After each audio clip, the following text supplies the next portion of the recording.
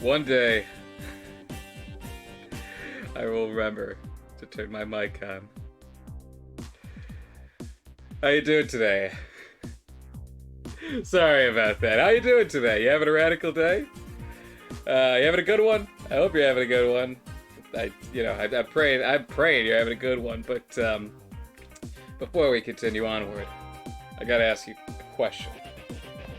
Can you see it? Can you see it? Oh, please tell me that you can see it. I'm really hoping that you can see it. Well, okay. If you can't see it, you can't see it. That's just the fact of the matter. But if you can't see it, well, then I'll tell you. There's some good times heading your way. If you don't see that, well, I can already see it coming, and it's gonna be a treat. So, hope you're as excited as I am. No. But so today, rather than playing some Sonic Adventure 2 Battle, as we've been doing, and we've been having a radical time, we're gonna get into the next game, but we're gonna chill a little bit. Have something to drink while we're at it.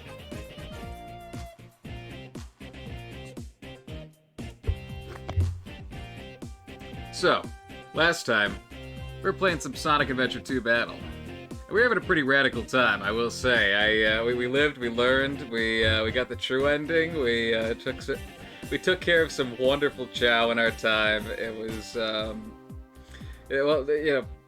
put it bluntly, it was absolutely peachy. And then we turned on the randomizer, and that went into full-blown chaos mode, just absolute pandemonium. There was just in fast chows and fast swimming chows and Wario's and Knuckles running on rails. It was really a good time, honestly, in hindsight. It was a treat. And Sonic Adventure 2 Battle, we were playing it on the computer, but it's a GameCube classic. It's something I've been playing since I was a young lad back in the day. But today, we're going to be playing another one of my favorites. There's a lot of GameCube games that I love, and in truth, I kind of returned to this game much later on, once I got a bit older. I played it when I was a little kid, but I didn't know about discs and scratches and how all that jazz worked. I'm like, oh no, my wonderful Pokemon game isn't working anymore. Guess I need a new GameCube, I said, my mind not knowing how things work. No, but the game we're going to be playing today is none other than Pokemon Colosseum. And if you haven't played Pokemon Colosseum before, well, you're in for a treat.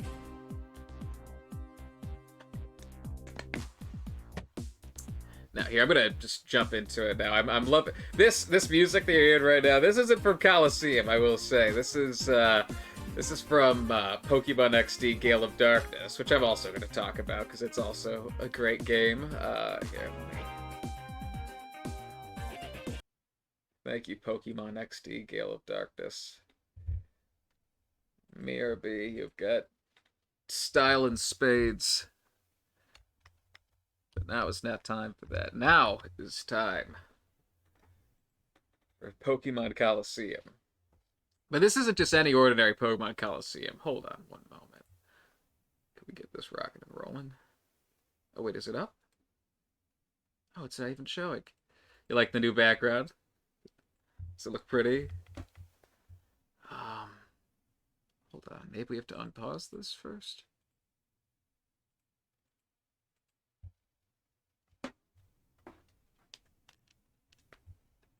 Hello? Pokemon? You probably hear it. There we go. Okay, now we're cooking with gas. So this isn't just your plain old Pokemon, I must preface.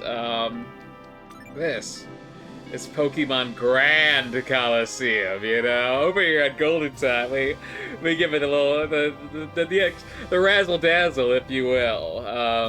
But just, you know, like, kind of put into context, this mod does, hell yeah, Pokemon, you're goddamn right. Welcome to the chat. We're gonna be playing some, if you didn't already see, we're gonna be playing some Pokemon Grand Colosseum, and rest assured, it's gonna be a grand time.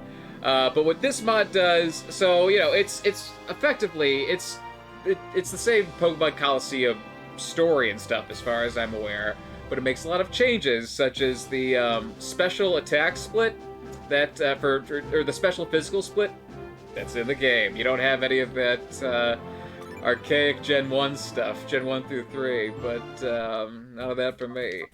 And you got some... Okay, so I'm just going to preface this a bit. So, on one of my past streams, I was, you know, I was playing some Sonic, as one does. It's a damn good time. And I was talking about how it's so easy to jump back into Sonic, because it's so fast. It's so, like, the opening levels are so good.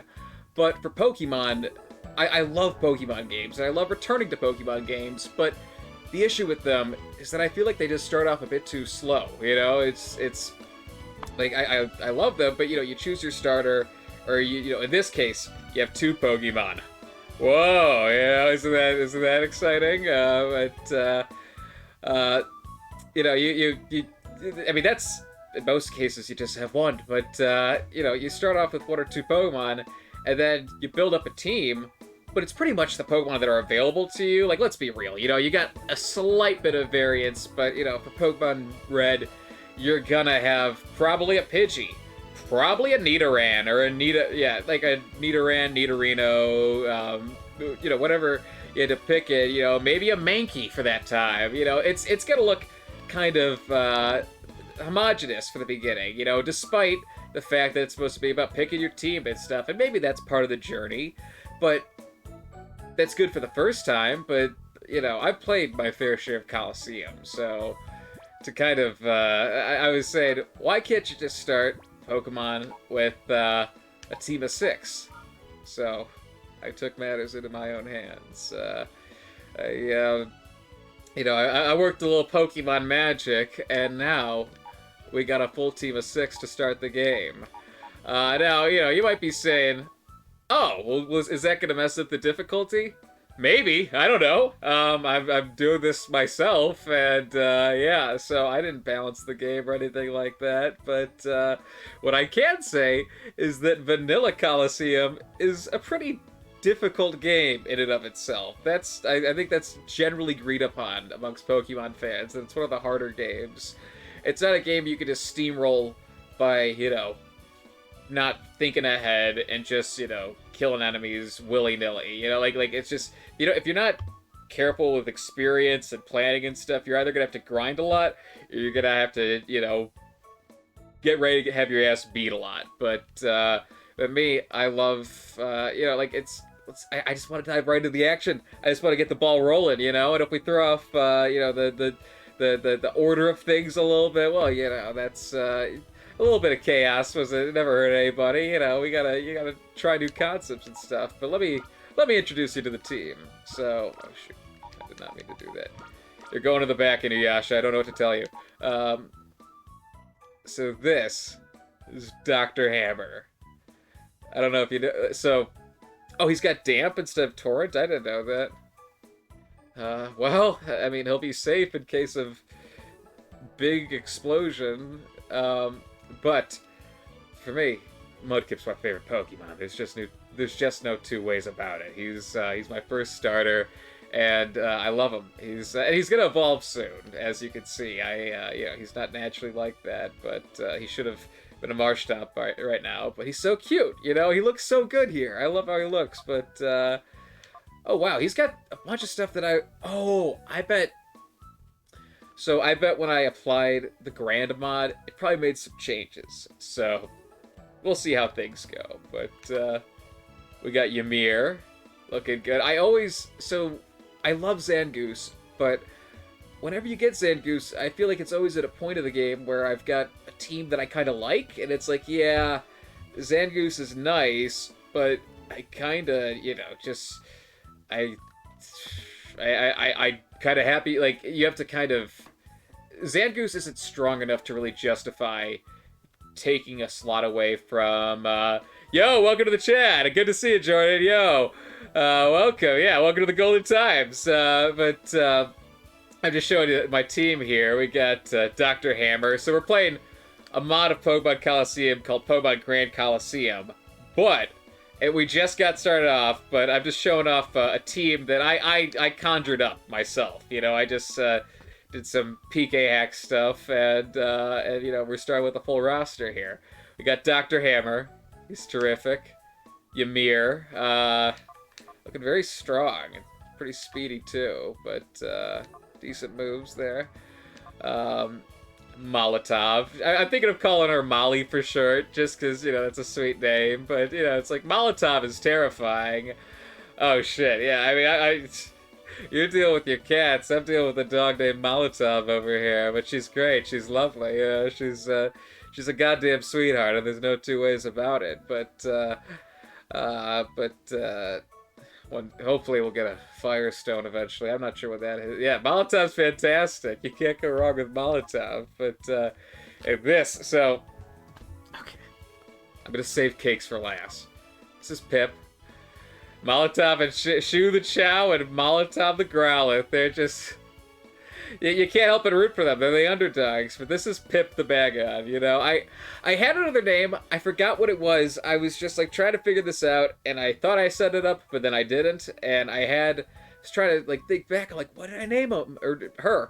I think I had Bagon as a fella last time, but now she's a gal. But such is life.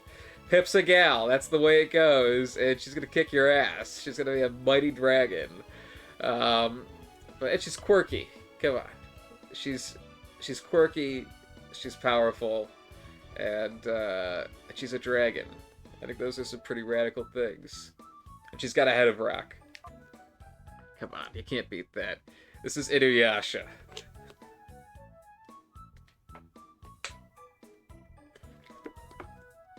Alright. I'm glad you got to meet Inuyasha. Moving on to cakes. So, here's the thing.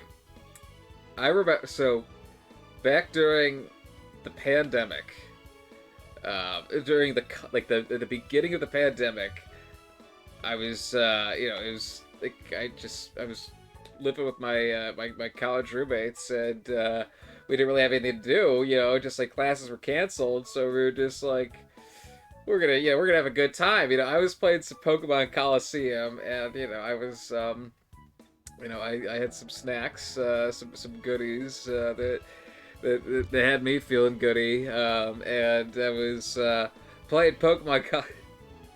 It was either Pokemon Colosseum or Pokemon XD Gale of Darkness, and I was watching it. I just love it because the animations are so expressive and stuff when characters are getting knocked around, and Makuhita is so jiggly. He's got such like a jiggly, like all of his body is just jiggle. But I just remember watching him get smacked around as I was playing, and I was just like, oh damn, he's packing cakes! And because of that, packing cakes just became a thing that I like, oh shit, he's packing cakes, you know? It's not saying someone's fat, you know? It's just like, look at him. Makuhita's packing cakes, you know?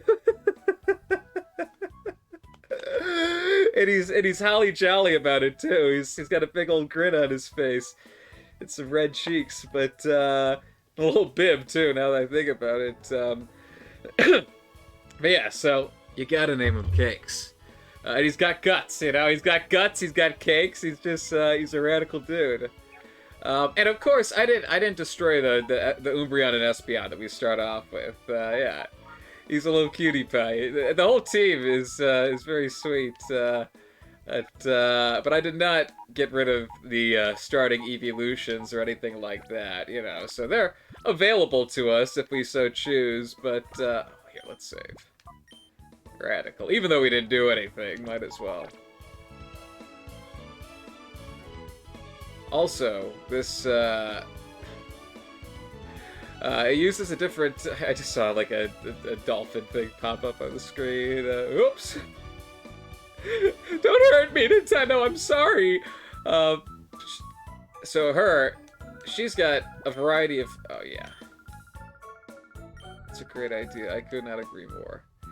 Yeah, let's heal our guys, even though they haven't done any bad. Like, let's give them, just some heals. Just a little bit of heals.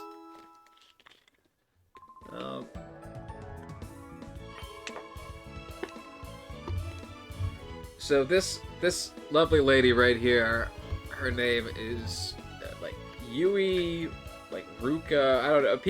She's got a bunch of different names. Because this is the golden time. This is gold. I'm Golden Time Jack. This is the golden time. We're having a golden time. I just named her Goldie because why not? Why not? Jack and Goldie having a radical time. Yeah, I hope I'm small. I know. I gotta be careful, but I'm hoping I'm not a big enough to, not to be too modest or anything like that. I don't think I'm a big enough target for them just yet, but I hope it's like it's everything about modding a Pokemon game is entirely legal. Like it's you're paying for your own. You're modding the game you own at the end of the day. Hell, I've got for Pokemon XC Gale of Darkness. I've got. I hope. I guess they say fuck around and find out. I'll be careful, I guess. That's I got. I'm sure for some of this stuff, it'd be very hard to tell that it's modded unless I'm saying, oh, it's modded. So, for YouTube shorts, I'll just be cautious. But I feel like, once I get to numbers that are actually like, oh, look, wow, I'm not doing too shabby. Maybe I'll start taking down the stuff that isn't vanilla. But I didn't even pay attention to what they said. Yeah, I gotta be cautious. But only time will tell.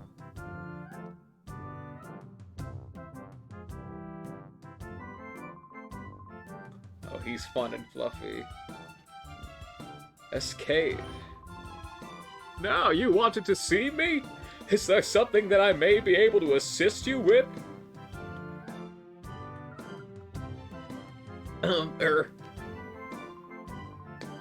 Oh!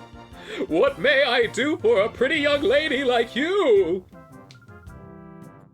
I saw it. Saw it? And what did you see? I saw a peculiar Pokemon. No, that's not quite right. What I saw was a Pokemon that gave off a black aura. It was like a fighting machine. And that Pokemon would attack people. Oh, my! Pokemon like a fighting machine? And it attacks people? Now, if that were true, that would truly be terrifying. However, it is a little hard to believe. It's true. It's true, Mr. Mayor. He's got fun little hair. Because I saw that Pokemon, I made the prisoner of some frightening men until just a little while ago. He had that's exactly how I heard about it. He had over 1 million subscribers. It was the first I ever heard of his channel, but I saw, I'm like, oh wow. He's doing well, but, we'll see how things play out. Tears of the Kingdom is going to be interesting in terms, because people are going to be able to mod it, it's going to be able to run on the emulator that shall not be named, or else I'd run the risk of the Nintendo ninjas coming for my throat, but it's going to be, it will be modded. I'm not saying that is a threat, I'm just saying that is a pretty clear fact. But the odds are it's gonna be a bloodbath when that happens, so, we'll see.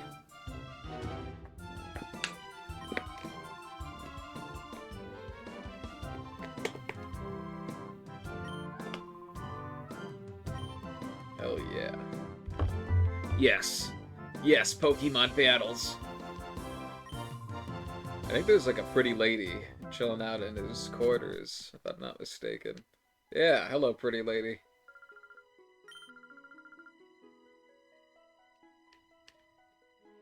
I like his robe. He's got He's got little drinks. Yeah, no, it's true. There's like, I've thought about it, you know, like there's like they could be awful, but they make, you know, I'm playing Pokemon Colosseum. I know Nintendo didn't make Pokemon Colosseum, you know, it's Genius Sonority and Pokemon Company and just a whole ragtag group of people at the end of the day, but you know, they pump out good games, and that's why they still get talked about is the issue, you know. If their behavior was as off, if their games were as bad as their behavior, we wouldn't have to think about them. They'd have to change their behavior, change their games or something. But we're all gonna buy Tears of the Kingdom, or a lot of people are. So you know, it's just like, to the degree that sustains them, they can kind of just do what they want, which is I don't like it, but I can see it, which is not fun. But such is life.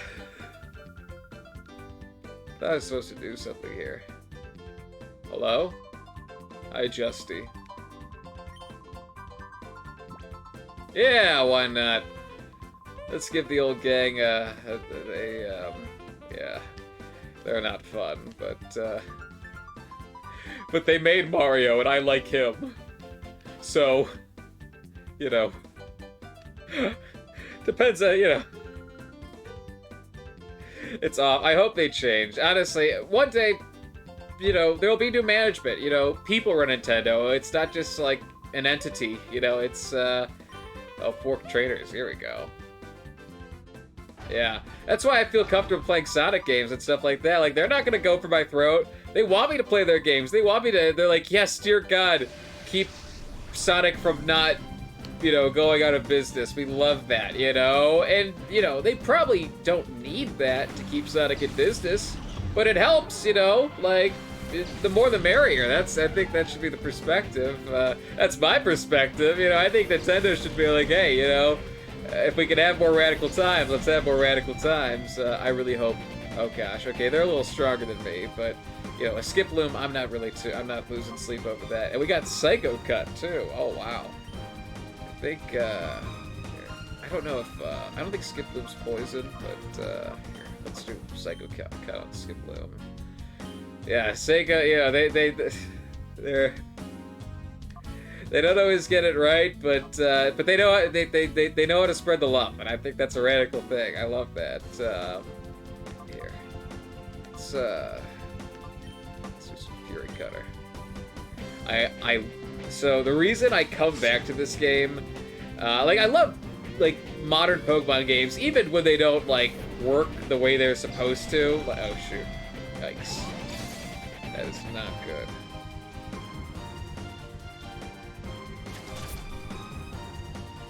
All right. Oh no, no, no, Dr. Hammer, Dr. Hammer, no! Oh god. This is why we don't do Nuzlocke. Because I'm not gonna get rid of a Mudkip. I'm not getting rid of a Mudkip. That's just not a thing that's gonna happen.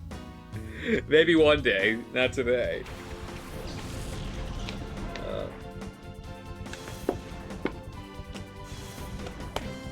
I like Skip Loom's little awoo face, but the reason I come back to this game, you know, there's some really expressive, like, there's some great Pokemon games out there that have come out more recently than this. But the animations in this game are just so expressive and bouncy and, like, fun, and it's just like, I love it, you know? It's there's a smaller roster of Pokemon, so it was easier to give more Pokemon love for their animations. But, you know, even still, it's like, you know, like, I want this. Even if it looks a little janky, and even if you can tell they, you know, people are like, oh, Nintendo or Pokemon companies reusing models. Like, yeah, a lot of these models came from Stadium. You know, this wasn't a brand new, the Mudkip just has smoother edges than the Growlithe. That's just the fact of the matter. And they don't all, it's not that all of them look perfect, but there is a contrast, and they made change. They you know, did something to make them better, but, you know, Pokemon's always been reusing assets, and who gives a shit? I think it looks good. I don't think it looks like, oh, this is so amazing. Pokemon Company, if you want to remake this game, I'm not going to tell you no. You know, I replay this because it's here. But if you want to give it a remake with the same love as you gave this game, more power to you. Our Pokemon gonna get healed, I swear. Yeah, I guess so. Alright. I hope we get healed. If we don't, this is gonna turn more into like a battle gauntlet than it is, you know, Radical Time. Yeah, I mean, you could say Let's Go Pikachu and Let's Go Eevee are a Red and Blue remake, but what I would like is Red and Blue compatibility for Pokemon Stadium, which is now on the Switch.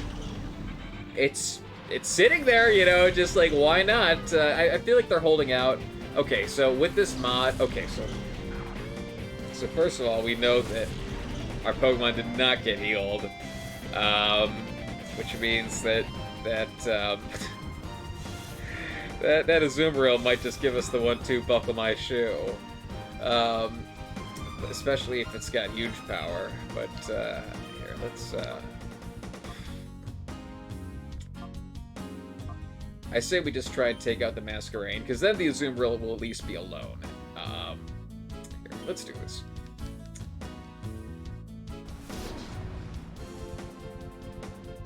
Yeah. I want Molly to live. Oh, okay, they went for Ymir. All right, I could do that. Oh no! Oh, it's spread damage. Oh god! Ah, Molly. Oh no! All right, that's fine. Cakes. Pack 'em, Cakes. You gotta pack 'em, Cakes. Okay, so I can live with that. That's fine. You want to get tanky, but, alright, let's get another slash in there. And, you know what? I'm not too worried about what the Masquerain's gonna do, so let's fake out the Azumarill, just so we don't have to worry about that. Yeah, I know. Molotov will be back, you know, there's no... We're not doing any permadeath, you know, we're here for a nice... for a chill time, and, losing Molotov and Dr. Hammer in in 2 battles, I'm not having any of that, but let's take this bad boy out. So Azumarill should be, oh god, Azumarill is gonna be a fairy type. Meaning this is not gonna do extra damage. This is gonna do like not very effective damage, so whoop-de-doo. Oh, shit.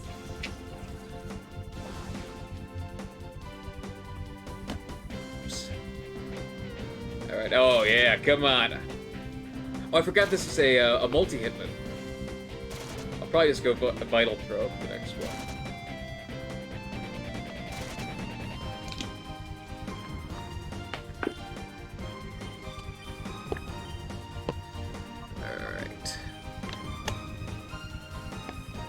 How it goes. Can we get a crit?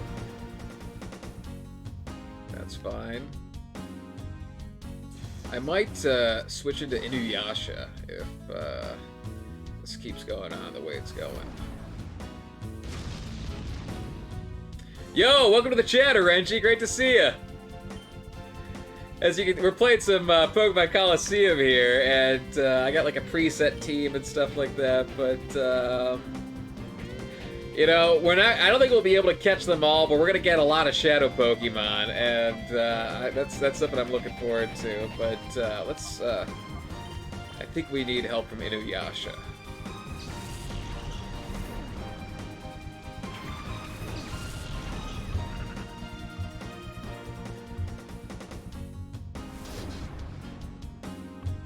So Renji, this is don't tell Nintendo about this, but yo, welcome to the chat. Virgin 60. Virgin 69. Yeah. I love you. That reminds me of something kind of funny back in college. It's a radical name. I'm loving it, but Virgin 69. Welcome to the golden time. But I remember back in college, I would I'd be hanging out with my group of friends, and they'd have bingo every now and again. You know, it was a nice time. And we play some bingo, and you know, they'd be like, B4, and people in the crowd would be like, oh, before what? Like, ha ha ha ha, you know, whoop-de-fucking-do.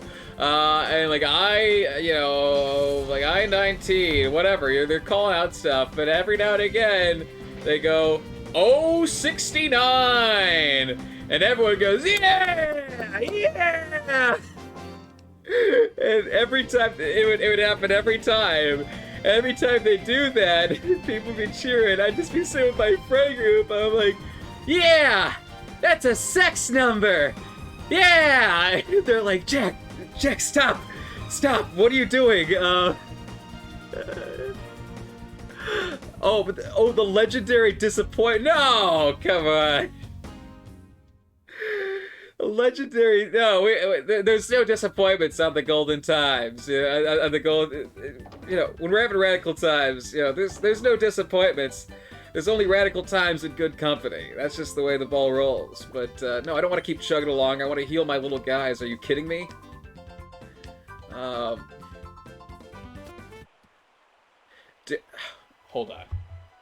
1 sec. Can I access this readily? No, it's gonna be too difficult to find. Next time on the stream, Golden Time Jack is gonna show the chat his Pokemon XD Gale of Darkness GameCube. Oh, is that a follow? Hey, welcome Virgin69. Welcome to the Golden Times. It's great to have you. But I was not the wisest kid back in the day. I was not wise in the sense that what's that under there? What are you saying? What am I hearing? What is there something you see something? What's under what?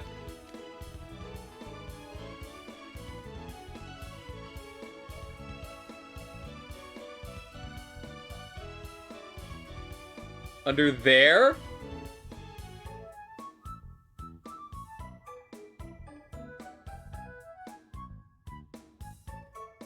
I don't know, what are you telling me? Am I getting trolled? Is this a trolling moment? Under there. What is that under there? What are you talking about? I don't.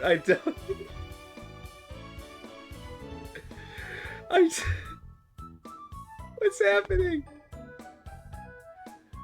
Oh! Under fuck! Underwear! Underwear! God damn it, my fucking brain. I was seeing what's that under there, and my brain kept going like, there, like Snake, just like, what's that under there? My brain's like, there. Oh, my Virgin69 made me say underwear. I can't keep going. I have to. This is gonna be the last Golden Time stream. I have to self-cancel. Virgin69 made me say underwear. I have to self-cancel. No, I'm just kidding. This is my comeback. Yeah, I know. No. I'm uncanceled. I'm uncanceled. Don't worry. They say I'm still canceled. Just say no. It's fine. It's fine. He's uncanceled. It's okay. Everything's fine. Virgin69 just made him say underwear. He's back.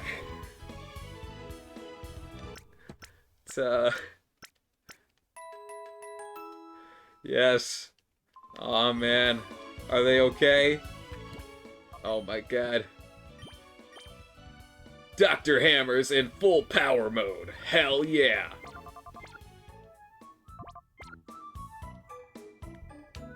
I know this is only like the first stream and stuff, but I would take a bullet for Dr. Hammer if he was in real life. So I guess, you know, if you try to shoot Dr. Hammer, that's also the same thing as shooting me, so... You're goddamn right Molly's okay. The whole Golden Time gang is looking crispy. There we go. Cakes is looking better than ever. Pip did not take damage, so, you know, that's fine. But Inuyasha's looking good too. The whole Golden Time posse is looking, it's looking terrific, I'd say. Do I have to do all 4 in a sequence to complete something? I don't know. I feel like I'm supposed to do something else, before that. Like, am I... Yeah! Wait, no, not this person. I'm no good at schoolwork, but I'm pretty hot stuff at Pokemon battles. You're a traitor too, aren't you? Let's duke it out, yeah, alright, fuck you, I'll fight you. Skater Kid K, I do wonder, I wonder what it would say before my name, before I was battling. Like, what Jack? Golden Time Gamer Jack? No. What if it's not flattering? What if it's something I don't like? Alright, let's psycho cut this Dustox. Yeah, how's life been treating you, Virgin69? You know, we have golden times, but if you got golden times of your own, then by God, you know. You can tell, if you know, if you're having a... I don't know what happened today, but all I can say is, you know, if you weren't having a radical day before, I hope you're having a radical day right now, because you're making my day a little more radical, and that's all you can hope for at the end of the day. If you can make someone else's day a little more radical, well then I think you've done good for the day. That's my 2 cents about it. But yeah, oh no. Dr. Hammer can't get a hit in. They're afraid of what Dr. Hammer will do. I wish he'd be able to do something other than get spanked. Alright, Cakes.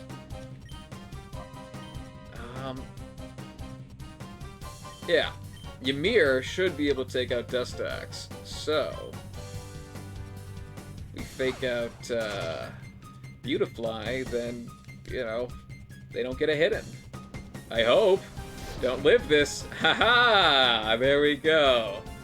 That is la-ti-da right there.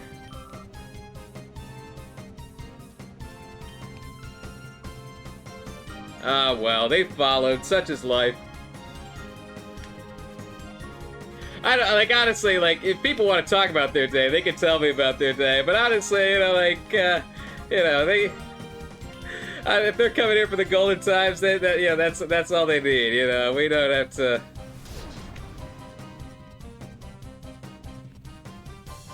They could hold their silence until they choose to do otherwise. So, they have a slightly different track in Gale of Darkness, I think. Oh, sorry. Just sitting on my phone. Hey, you know, I think, here. Oh, man. Oh, no, Cakes! God damn it! What was I gonna say? Here, let's throw Pip in there. Pip's yet to get some action, and I don't want Molotov to go... Well, actually, Molotov would have been perfect for this, but I think Pip, if I'm not mistaken, knows Ember, so, hey. Oh no, they got Headbutt. Well, that works too. I like Headbutt as well. But in Gale of Darkness, they have a track that's more like the opening riff is like and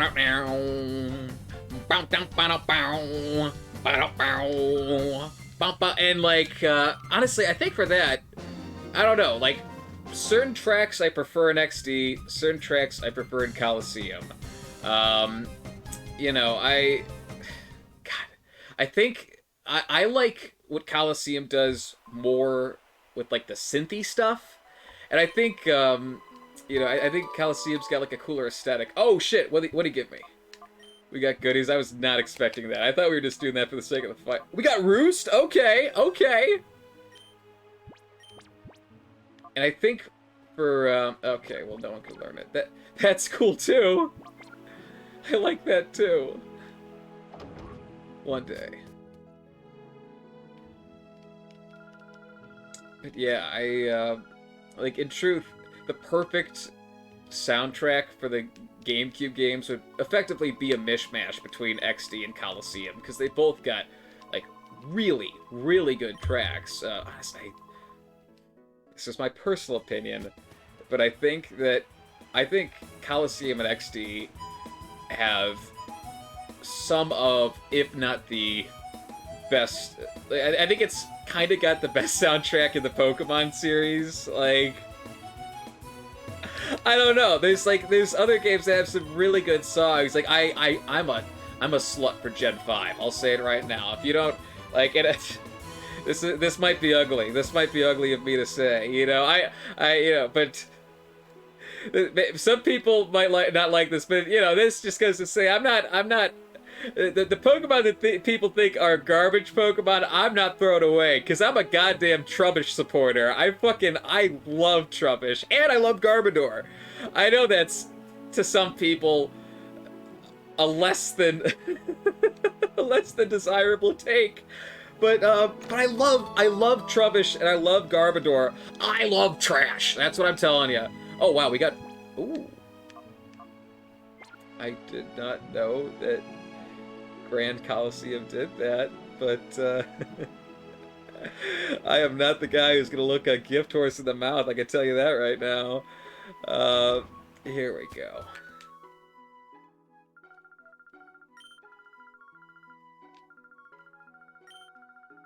I keep, like, clicking through their... Like, I mashed their dialogue first, because I'm like, give me free shit! I want stuff! Oh, what can I buy here? Can't buy Pokeballs. I'd love to buy Pokeballs, but you can't buy... Oh, I got 5... Oh, it starts you off... Pokemon Grand Colosseum starts you off with goodies. I like that. They thought of... They do care. They really do care. Unless this is just already in Vanilla Colosseum, and I'm attributing it to this. I don't know. But hey, we have goodies in our bag, and I'm not gonna say no to that. I'm a happy duck right now. That's just the fact of the matter. I want to heal our fellows. So, Dr. Hammer, I love him, but here, let's throw in... I feel like Pip's gonna be better at taking a hit, because he's just a dragon, but let's give him... I want to spread around these EXP shares, because I'm guessing it won't actually, like... It probably won't thin out the amount of experience they get. Maybe, I don't know. But hey, you know, like, it's better than nothing. It's better than, you know, just them, like, not getting anything for it. Let's give these, yes, there you go, cakes. No, I don't want that. This is cute. I feel like, for Molotov, it's like, I feel like I'm, like, putting a harness on a dog. I got a dog who's got, like, a little harness that he wears and stuff. Just a little black thing that goes around him for his leash and stuff. But, and it kind of looks like the XP, you know, to make your Pokemon go big and strong. No, the EXP share. It you know, looks like a harness. It just, you know, it's an immersion thing, you know, it's just the idea of, you know, putting a harness on a little Growlithe. It's cute. I like it. The day that they're able to actually, like, show... Can you imagine having your little Growlithe walking around with a Rocky helmet? That'd be so cute. It'd be like suddenly useless items would be desirable, because I don't know how you incorporate Black Sludge exactly, but so I think if I'm... So no, this game did not introduce Double Battle. This generation introduced Double Battle. Ruby and Sapphire brought Double Battle into the mix. But Colosseum is the first amongst very few all Double Battle Pokemon games. So it didn't introduce it, but like that was kind of a... I don't know, like it feels so natural to Pokemon now. I've already talked to this lady. What am I doing? Oh no, you're good. I like that's fair. For me, I Ruby was like my Pokemon Awakening. You know, that was like the first Pokemon game that was truly mine. So okay, do I just have to? What am I doing here? I guess I probably just have to do the pre-gym. Um, but yeah, Ruby and Sapphire. It's weird. It's like okay, so I still just have this. Yeah, that's fine. Um, for me, you know, Ruby was like the beginning of Pokemon. That's all I knew it as. You know, like fucking Mudkip.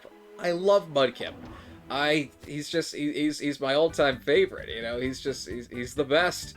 I like Mudkips. You know, it's been said many times before, but you know, it's said for a reason. Um, I love that was one of the earliest YouTube memes. It's so simple. Just I like Mudkips, and it's misspelled. You know, it's so simple. It's you know, it's such a quaint concept to think that was such a huge thing back then. But hell, you know, were they wrong? Does one not like Mudkips? No, one loves Mudkips with a Z. But that was, you know, but people couldn't transfer their, you know, Gen 1 and 2 Pokemon forward, which I could see that being really just like, without knowing that Fire Red and Leaf Green were coming out. It'd be one thing if they said, hey, we don't have that, you know, we're not doing that, but, you know, we got these new games coming out. People would not be thrilled with that, but at least they'd be like, all right, well, you know, it's like playing like a remastered version of the same game. I could re-experience it with better graphics, which, you know, new kids would be able to, you know, the new kids, kids new to Pokemon would be able to experience that. Let's take care of these guys. Who do we want to take out? Okay, you know what? Swinub is going to be an issue for Pip if he's got an ice move, so let's just try and take care of that now. Yep, and as I say that, let's hope he goes down. That's all I can say. He's tanky, but, okay, that's a good sign at least. Come on. But for some people, where they're like, yeah, I'm done with Pokemon, it's, you know, it's over. For others, it was just like, this is, you know, the beginning, you know, oh, okay, wow, we are living on a prayer with that, damn. Oh, god damn it! Oh my god. Alright, well, whatever. Cakes, get in there. Do your thing, Cakes. Rock 'em and sock 'em, Cakes. Yeah.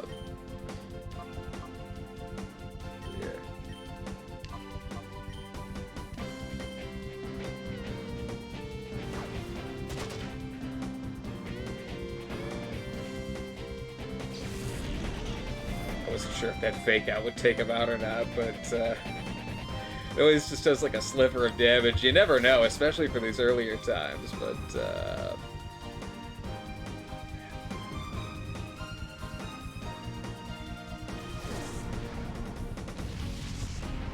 I know silence isn't necessarily like, it's like, oh, streamers can stop talking sometimes, you know, that's not the end of the world, but like, my mental dialogue right now is like, do I or don't I explain why I keep wiping this eye explicitly? Is this something that people see, or is that something that is just that only I'm thinking about?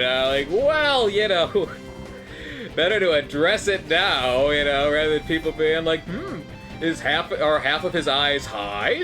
Why is one eye red?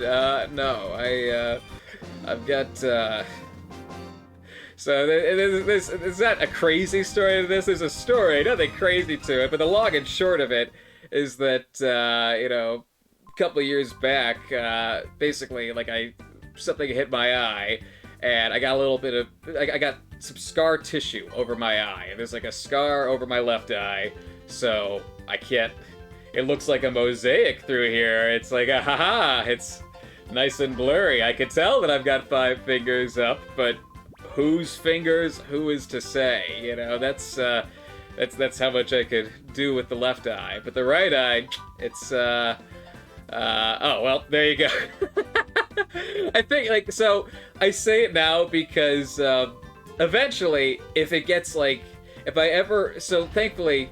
So, like, just the long and short of it is that sometimes, like, it's a little more sensitive than my right eye, at least. Both my eyes can get sensitive sometimes, but, like, I got good vision in my right eye, but it's just, like, it can get a little red. But, the left eye, it's certainly more prone to it because of, you know, the scar tissue and whatnot. Scar tissue, you know, it's not, you know, irritation, yeah, not the best. Your eye doesn't care for scar tissue, but, what was I, basically, if it ever gets, like, noticeably red, to the point, like, it's not, some people just don't notice, period, because I'm smiling, and, you know, it makes your eyes, you know, more closed and stuff, so it's easier to not notice. Oh, God, we are gonna get rocked and socked by this team, aren't we? Is Dr. Do we have Dr. Hammer? Okay, we have Dr. Hammer, so I'm thinking... I don't know. I don't know how Dark does into this, but we'll just try. So I'm thinking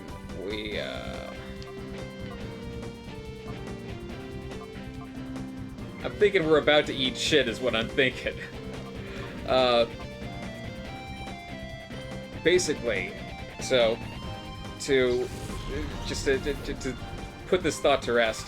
Sometimes, if my eye gets really red, yeah, sometimes people don't notice it, per se. I don't like having to wipe it. I don't like getting a teary eye and stuff. I don't like thinking, are people noticing it or whatever. Okay, so that's not gonna do shit. Great. So to that effect, this is a roundabout way of me saying, sometimes I wear an eye patch, and it is not just because I'm a fun character who likes accessories. No, it's like, because some people would take offense to the idea of just wearing an eye patch as a prop, which I'm not here to say whether or not you should or should not take offense to that. Like, that's to each their own for that. That's someone's opinion. I'm not going to say, no, you're right or wrong for that.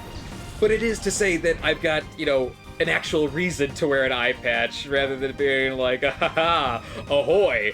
That's not... That wouldn't be my it's sometimes because I wear an eye patch, it's just like, it's just easier. And eye patches are fun. I'm not going to deny that fact. That's the fact of the matter. But you know, so I'll probably mention that again at another point in time. Who knows? You know, like it's, you know, hell, it's my eye. It's my life. That's just like, it's not like, it's like a quirky character trait or anything like that. Like, no, it's just, it's the, that, such is life, you know, that's how it is. But, you know, truthfully, you know, if you ever worry about losing an eye or something, I don't know, I'm sure everyone will react differently to that sort of thing, but I do not lose any sleep over it. Like, it's, in truth, you want to hear something raw and edgy? In truth, if I really wanted to, I don't know what the success rate of this, what the deal is, you know, if this is like something to be a surefire thing or kind of a shot in the dark. Like when it was explained to me, it sounds like this wouldn't be like a 100% thing necessarily, that I get, you know, full vision. But in theory, I could have a surgery that would remove the scar tissue from my cornea and replace it with grafted tissue from someone who donated their body, is effectively what it would boil down to. Did Aquajet really not do that much? Wow, okay. Huh. So I could either have blurry vision in one of my eyes, which also, I'll say this, like, I've gotten used to it. You know, there was a time where it was a bit jarring, but also now it's like, it's easier to wink with. Hey, Golden Time Jack. Yeah. Radical Times, good company. Yeah, there you go. With this eye, yeah, it feels more deliberate. You know, that's how people want to be smooth by winking and stuff, you know, like, but if you wink like, hey there, baby, you kill the vibe, you know, you just, like, you gotta be quick, it's gotta be, you know, subtle, like, oh, wow, did I just see what I saw? Oh, man. But, so, option A that I'm living through right now, and that I already know, is have blurry vision in one eye and good vision in the other. I could still drive. I got my license renewed. It was not something that kept me from doing that. If you ever thought having one eye would keep you from driving, no. Pirates would do a-okay in the car era. They'd be fine. If you have good peripheral vision, they don't care about it's for driving tests and stuff like that. It's more about peripheral vision than it is about having being able to see in 3D effectively, depth perception. But oh wow, oh shit, oh he's stepping up to the ring. Oh, he's gonna be a gift. Oh, okay. I mean, 420 was yesterday, but you're very kind. Oh, he's giddy. So, option A, blurry vision. Oh god. Oh no, this is the part where he gets swept. This is the part where we get our cheeks clapped. Yikes. Alright.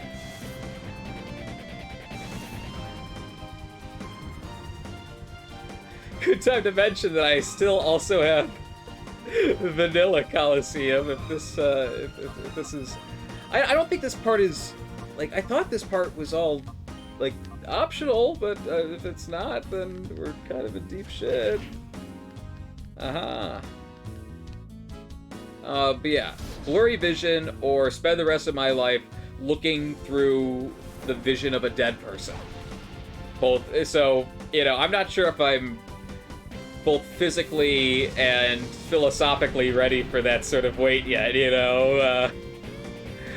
I feel like, Spike Spiegel, one of my eyes is, from my, one eye is of the living and one eye is of the dead, One eye sees the past and one eye sees the present, I become a character suddenly. Not if having an eye patch should make me a character, having the vision of a dead person certainly would.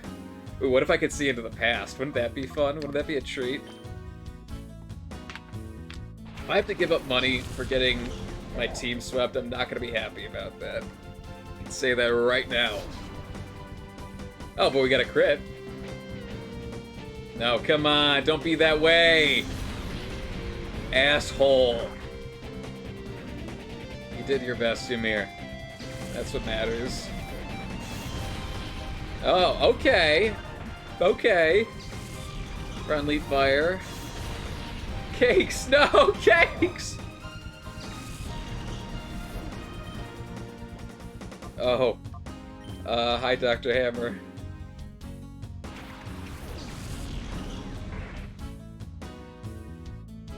Underdog story of the century? The ultimate comeback? Oh god, oh god, oh...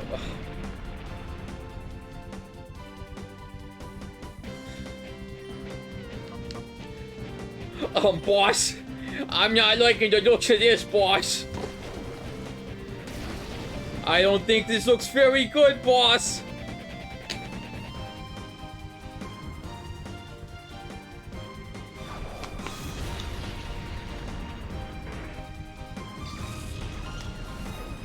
Thank you, Glago. Oh, wow. His team is more of a threat to his team than my team. Yeah, I guess Justy's too strong after all. Couldn't agree more. Oh, but our team's back. Okay, so we could just fight them in and of themselves. Okay. Do I have to... I feel like I should be doing something to progress the story. I thought it was in there, but maybe not. Did you know? Yeah! Yeah! Oh, wow. Yeah, that is good news. I'm happy to hear that.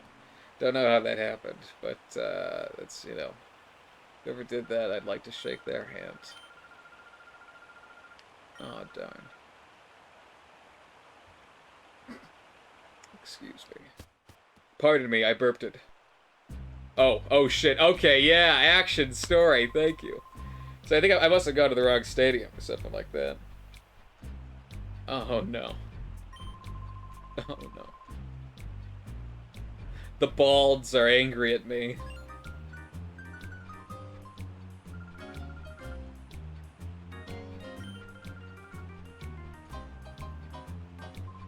I do like their little headphones, though, despite them being strange.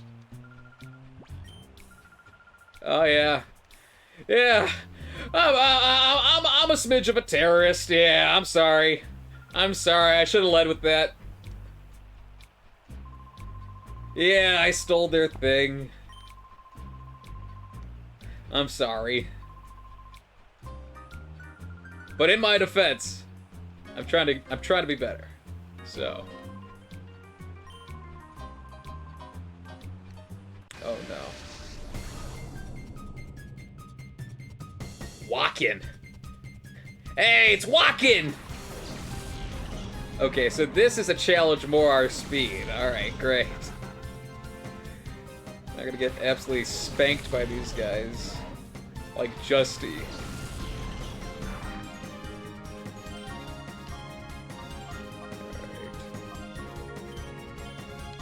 Alright. Fish. So, Ymir's got immunity, so coughing's not really that much of a problem for Ymir. So let's dance. Nice. And that shows that we're moving first, so that's also good to see. Oh. I mean... Oh, okay, alright. If it wasn't for naught, it did something. I'm happy to see that at least. Oh, wow. Their expressions are... The animations are so bouncy. I love it. Okay, let's see if we can get another flinch in there. And we'll go for the slash. If Pip goes down, Pip goes down. I'm not happy about it, but, you know. Oh, okay, okay. Not too shabby.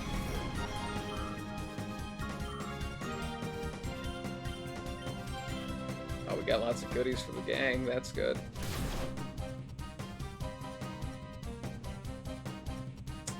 So, just as an experience... Oh, shoot. I'm not going to be able to test this properly. I want to figure out if... oh, gosh. If, you know, I think there's an enemy that...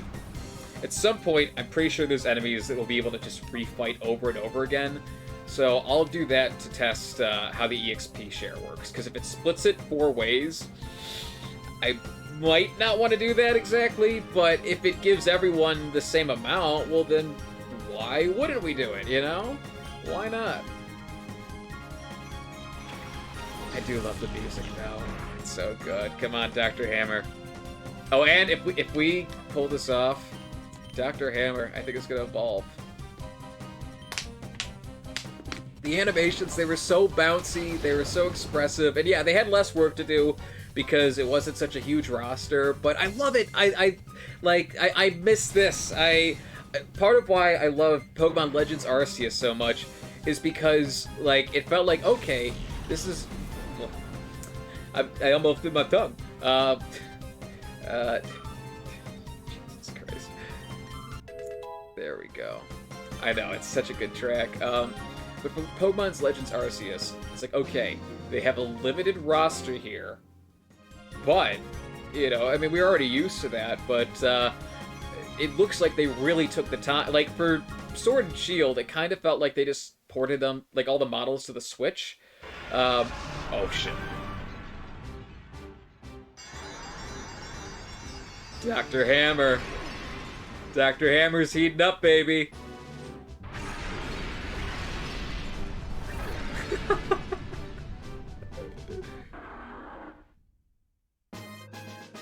Dr. Hammer is successfully upgraded from 2 brain cells to 1. And I'm quite happy for him.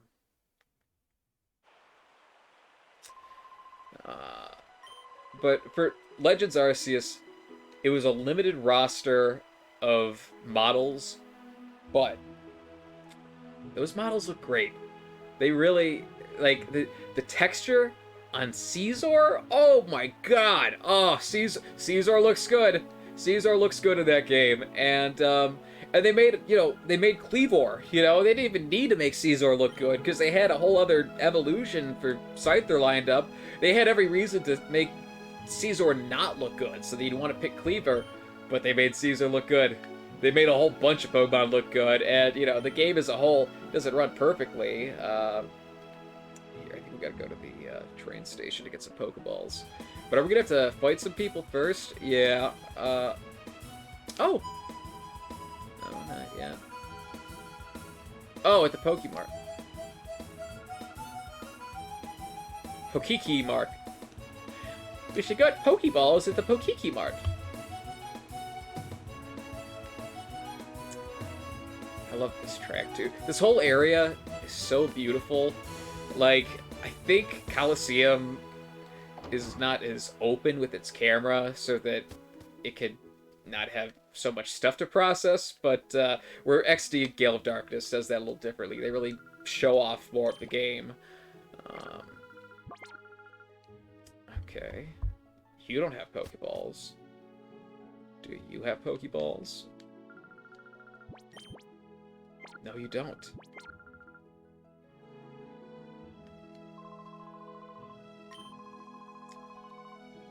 I thought it was common knowledge. I knew we had to go to the little train thing, but God, I was saying the train thing like it was so casual, but like that's such a cool location. This whole game is just, it's such a treat. Here we go. It's like XD Gale of Darkness. It does more to show off how beautiful the game is, but it has some areas that just aren't as cool as the first game, which is like a little bit of a bummer. Like you can't go to the deep or anything like that. You could go. I don't think you can even go to the under either. But yeah, yeah. Hell yeah. So we got our Golden Time posse here, We have our team, but just like my philosophy for what? Oh wait, let's get some. We'll get a little more. Let's stock up. Let's get a Premier Ball while we're at it. Yeah, hell yeah. Oh, we could already get a Great Ball. Hell yeah. That's got to be because of the because it's grand, but whatever. Oh man, so cool. Do we like just go back to town, or? I mean, okay. Her jacket looks cool. I like that. Oh, here we go.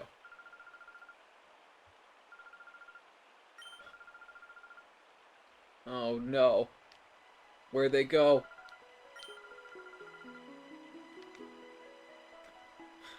I hate it when scary men come into town. It's just the worst. It sounds so tranquil despite the circumstances, the stakes.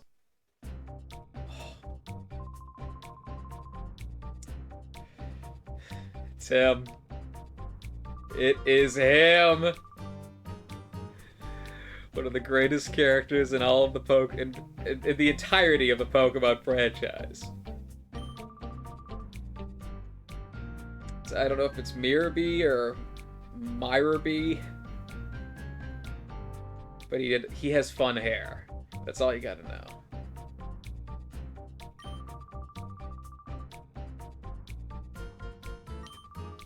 We're not at liberty to keep your lady friend at liberty. That's a good line.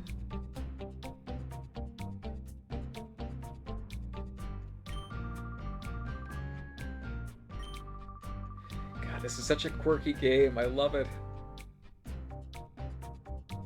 If you don't like pain, like most people, you can avoid the pain by keeping your nose out of places it doesn't need to be. Oh no, they're friends with the Power Rangers too. Oh, this is how we get our Johto starter.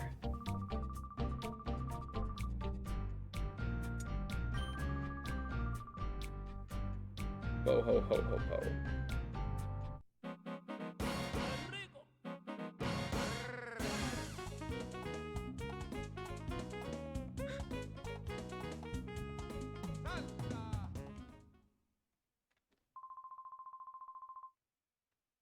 Here we go.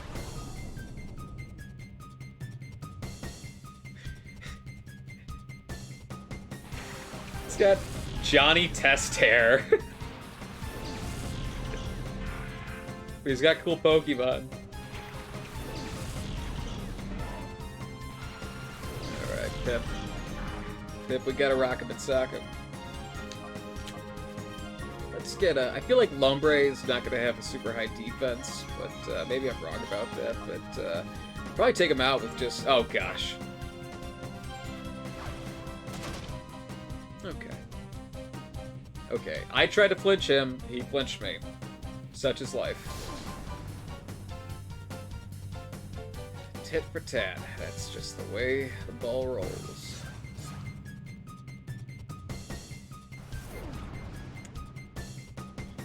Wow, okay, that was a lot of damage. Jeez.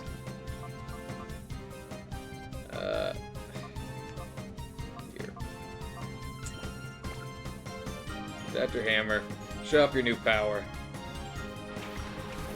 Unleash your strength. After this battle, I'm going to take a quick bathroom break, so if you need to, you know, go do anything, grab a snack, use the bathroom yourself, go for it. Now's the chance.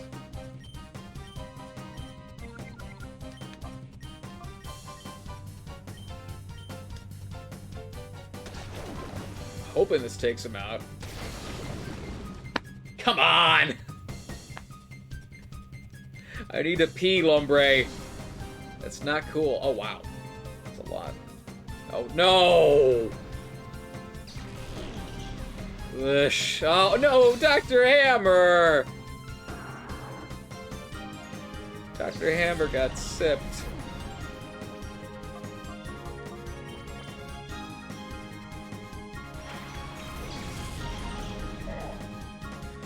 Cakes, you gotta pack them. Oh, no, no, no, no, no, no, no, no.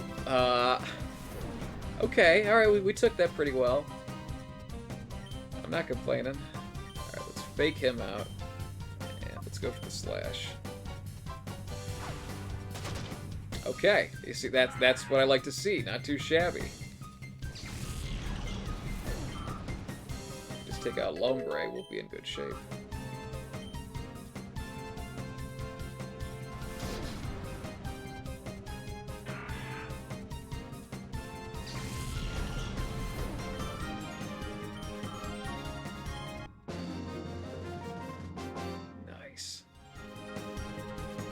Oh, blasted! I got tripped up again! Wait, his name's Folly. Who was the other guy? I forgot the other guys. Did I fight Folly before? I don't know. It's... Cakes is evolving, baby. Cakes is evolving! Oh, Hariyama's packing cakes! Hariyama is packing cakes, baby. And he's got gauges, too. So good for him.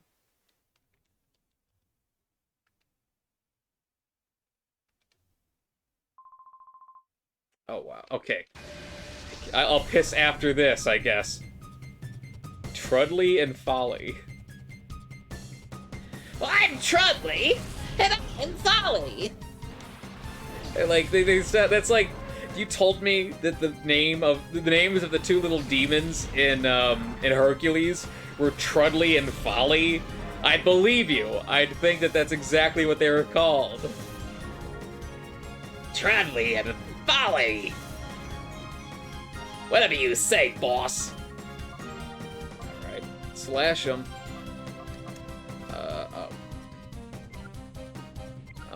I thought, huh? Do we not have bite? I guess we don't have bite.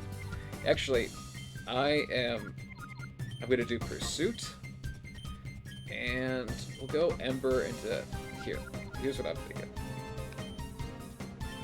Pursuit and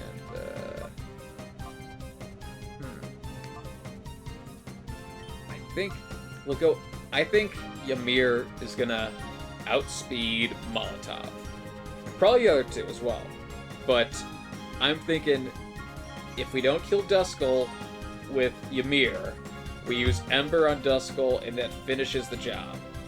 So, let's find out. Okay, so that's not something we have to be concerned about. Oh, great. Don't you our speedy guy, not our speedy gal. Our speedy gals, our gals. Our gals got stringed. Okay, that's not too shabby. I don't mind that. Okay, whatever, fine. Great, jeez. They're just debuffers. Come on! How much speed do you need? That's just gonna ruin at this point. But we're gonna be slow as hell. Oh, okay, alright, Molotov, not too shabby. Looking crispy, Molly, I like it. Okay, so I feel like we're probably gonna take out Duskull now. I'm really hoping... Oh, great, yeah. Get your Lyran, whoop-de-doo.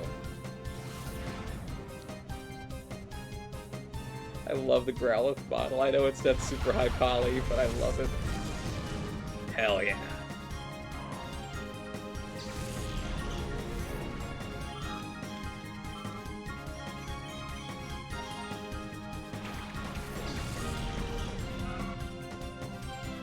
Shit. Oh shit. It's Furret.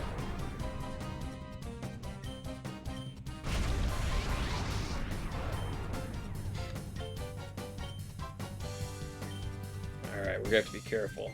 I'm not sure if it's gonna do chip damage. If they took that out, great, but kinda hope. Oh gosh, alright. I am a little nervous for Molly now.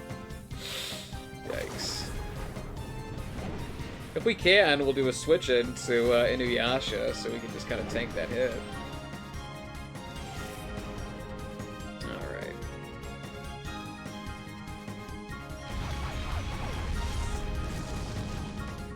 Alright, that's not terrible. Come on, Ymir. Almost. So I feel like Furret is going to go for Molotov, which means we switch into Inuyasha, and we don't deal with it. I mean, we just take the hit. We don't lose Molotov, basically.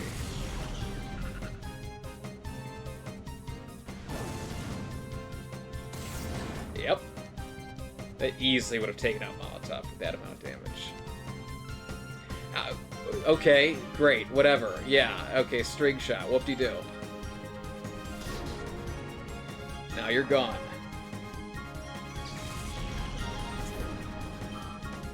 I hope... Okay, so... we have to be careful now. I just remembered that... Okay, what are we going to switch up this?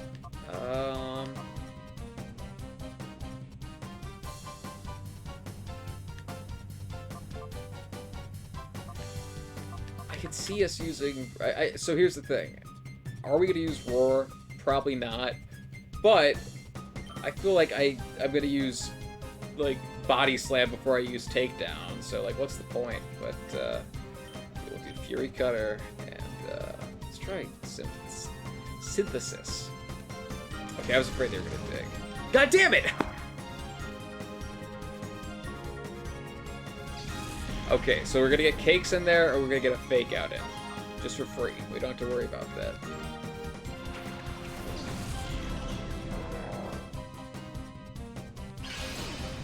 Okay. Let's see how this goes. Nice. Okay. That's kind of damage we need if we're going to catch it. Nice.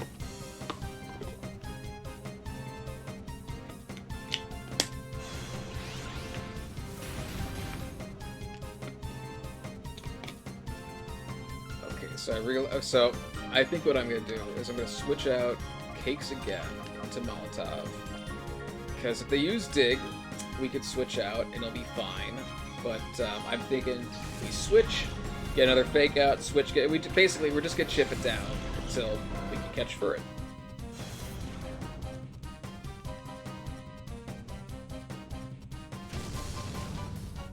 Oh wow, we are just barely living that. Yikes! Oh come on, come on! Jeez. Let's get a body slam in there instead. How about?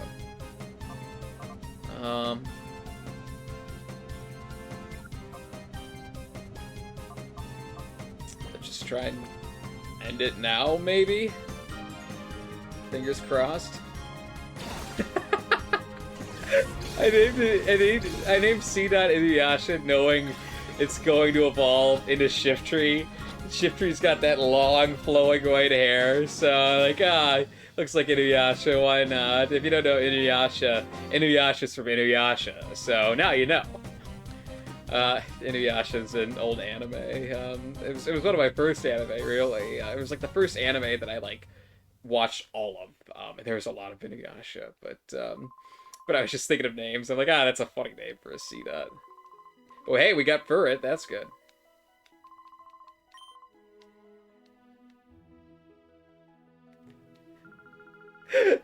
It's funny. Yeah, it's part of... I like having silly names and stuff like that. Like having a dog, like a little puppy named Molotov. Okay, so we're gonna have to fight those guys to get... Oh, look, it's cast form. I like him. We're gonna heal first.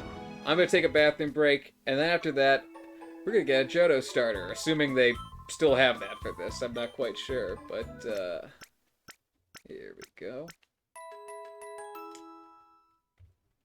I think it's a cool way that they brought back the Johto starters. Like, you have Fire Red and Leaf Green and stuff for the Kanto starters, but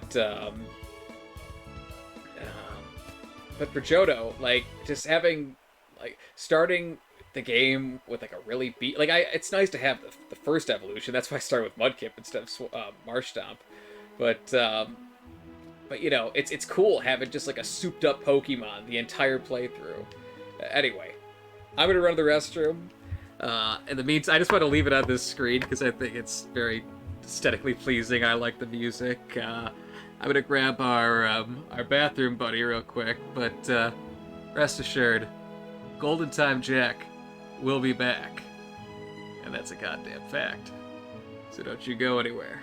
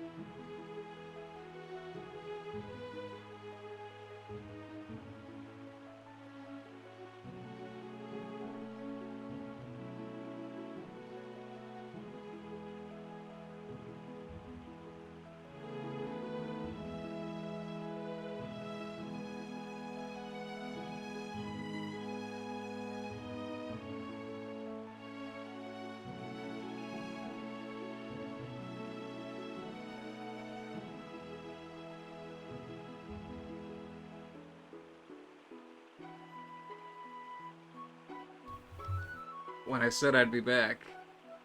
Guess what? I meant I'd be back. So, I'm back. It's good to see you. I'm back. Let me just plug in my phone again.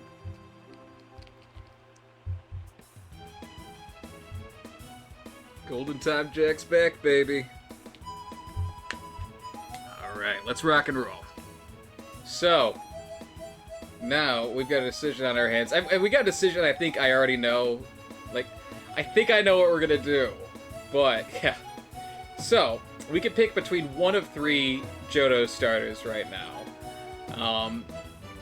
I'm thinking Typhlosion, because, like, listen, I'm pretty much always a water starter guy, except for Scarlet and Violet. I went Boy Coco, but I love myself some water starters. And like, since time has gone, at first I was just out of loyalty to Mudkip, but nowadays I'm like, I'll play a game with any starter. But I think there's some real, like, I was able to love water Pokemon so much because the water starters were badass. They were all great, and to that effect, I think Johto has... I think Johto, if you took any one of those starters and put them into another generation of Pokemon, that starter could easily be the best starter, like the fan favorite starter of that game.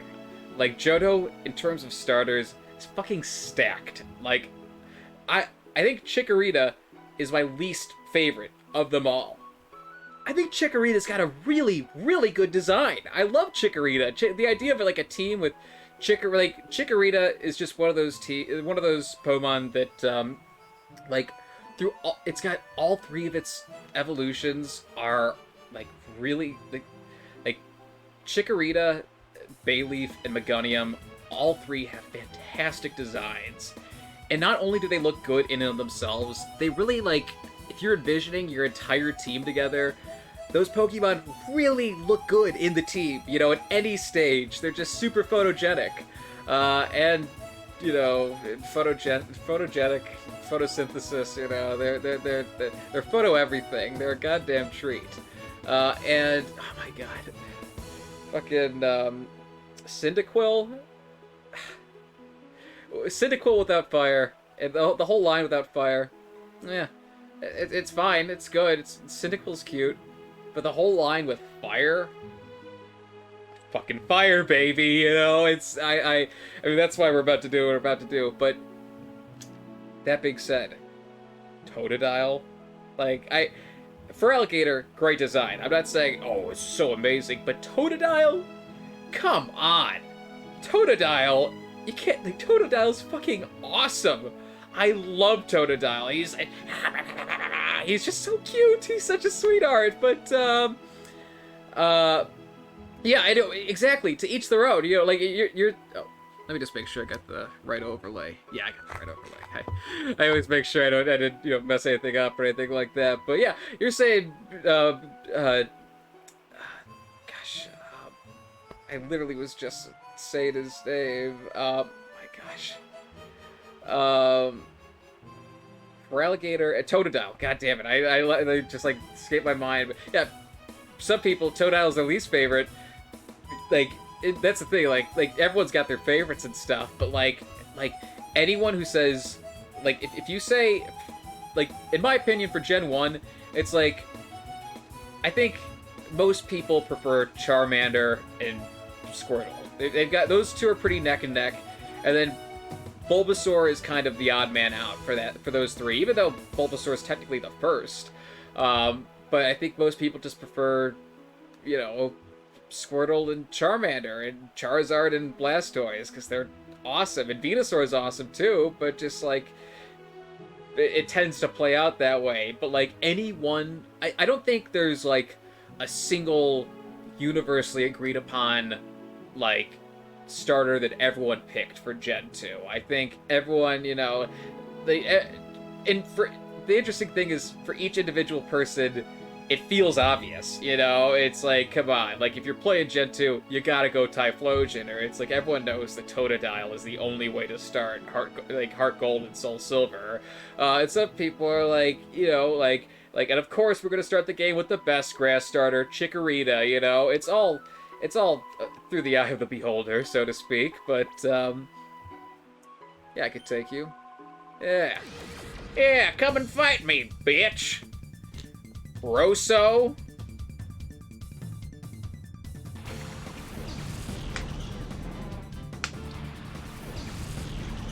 Rosso, you're about to become Porco, because I'm going to spank your ham, and there's no two ways about it. Blastoise, yeah, that's all you gotta say. Blastoise with those water blasters. Like, come on. Come on. Is that, like, can you really compete with that? You tell me you can compete with that. Blastoise with the blasters. He looks badass. You know, he's just, he's another one of my favorites. I don't know where I'd rank Blastoise and stuff, but every time I'm playing a Kanto game and I've got the choice between the three, I pretty much always go, unless for some reason I'm getting a Kanto starter late. It's like if I'm starting the game with a Kanto starter, pretty much always go Squirtle. But if I'm playing a game and then I'm given a Kanto starter, I tend to go Charmander just for like, it's like I don't want two water starters on my team. Just the same way that if I went with a fire starter, I probably wouldn't ever pick. Oh, there he is. Forgot what his name was for a second. Quilava.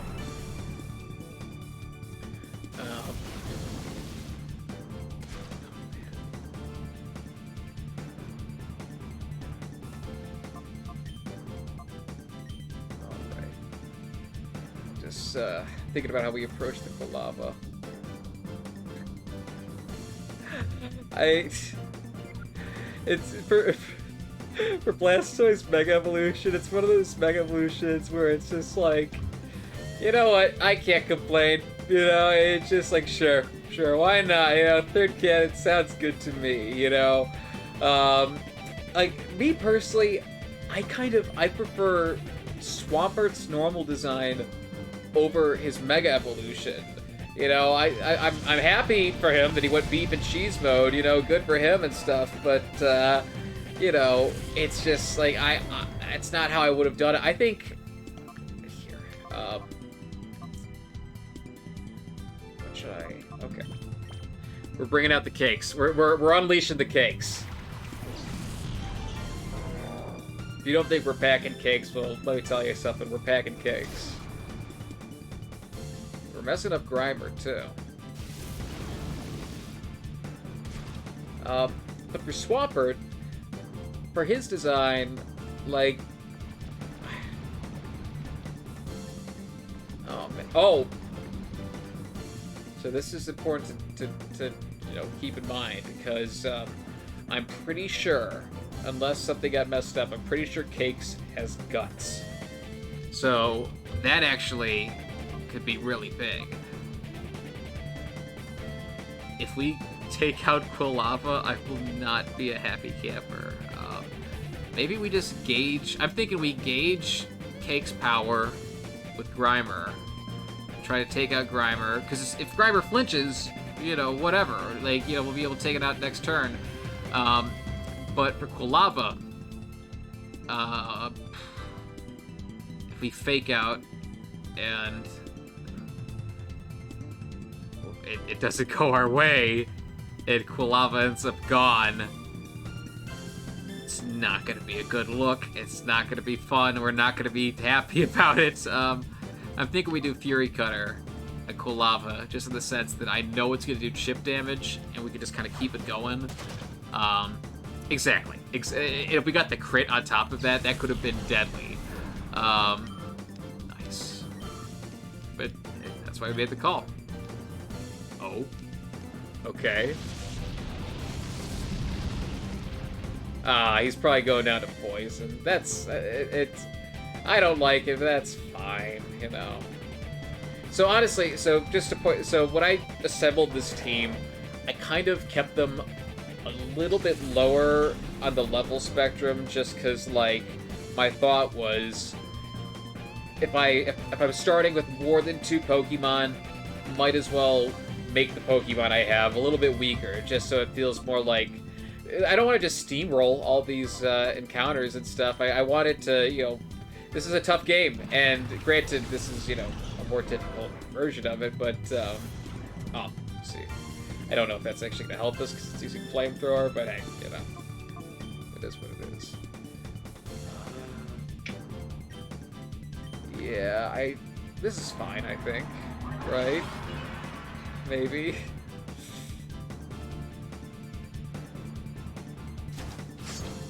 Okay, so that's just to get him to where we want him to be.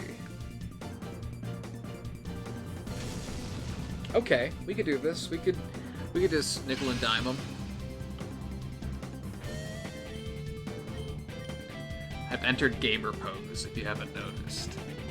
It's like, this is not how you're supposed to sit as a human being. Just with your back hunched over, GameCube. God, I'm sorry, but holding the GameCube controller like this is fine. But objectively speaking, holding the GameCube controller like this, it's just better. This is prime gamer pose. That's just the fact of the matter. I don't know how else to explain it, but you either know or you don't know. But if you know, you know. And I think I know that it's time to start lobbing some Pokeballs at our friend Kolava. Because I don't really want to nickel and dime him any more than this. Here, let's switch, because I don't want... we're not going to get experience for this, so... Inuyasha! Go! He's half acorn.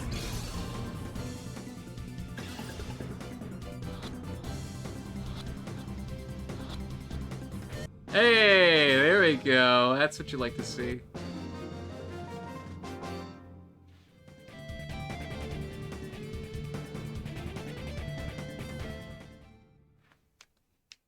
All right, we are looking crispy.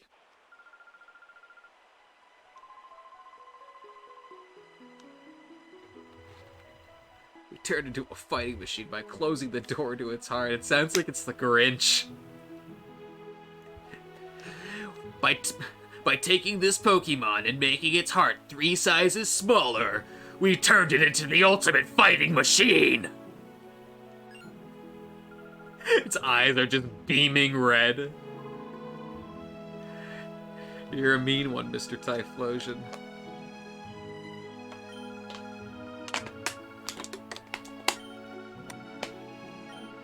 Oh, hell yeah, we're going to Pyrite Town, baby.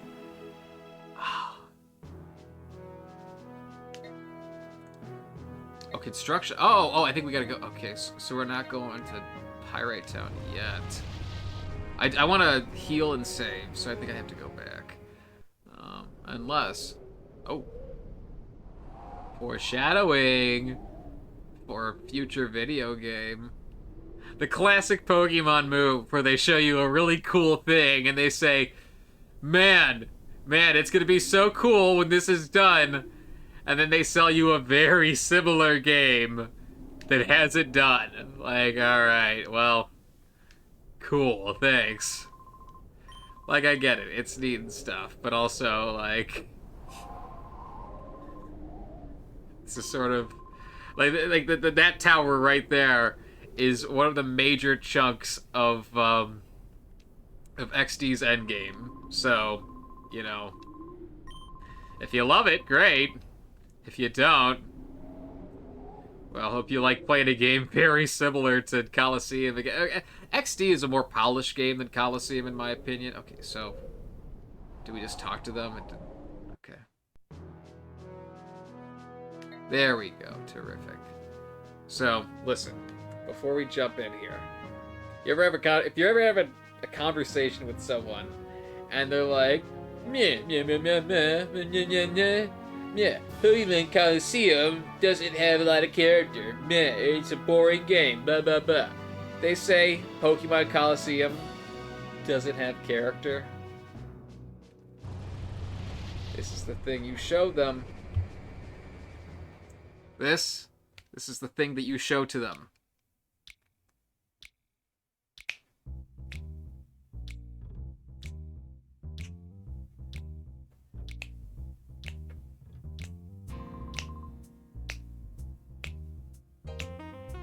And most Pokemon games start off and they're like, wow, you're going on your first adventure.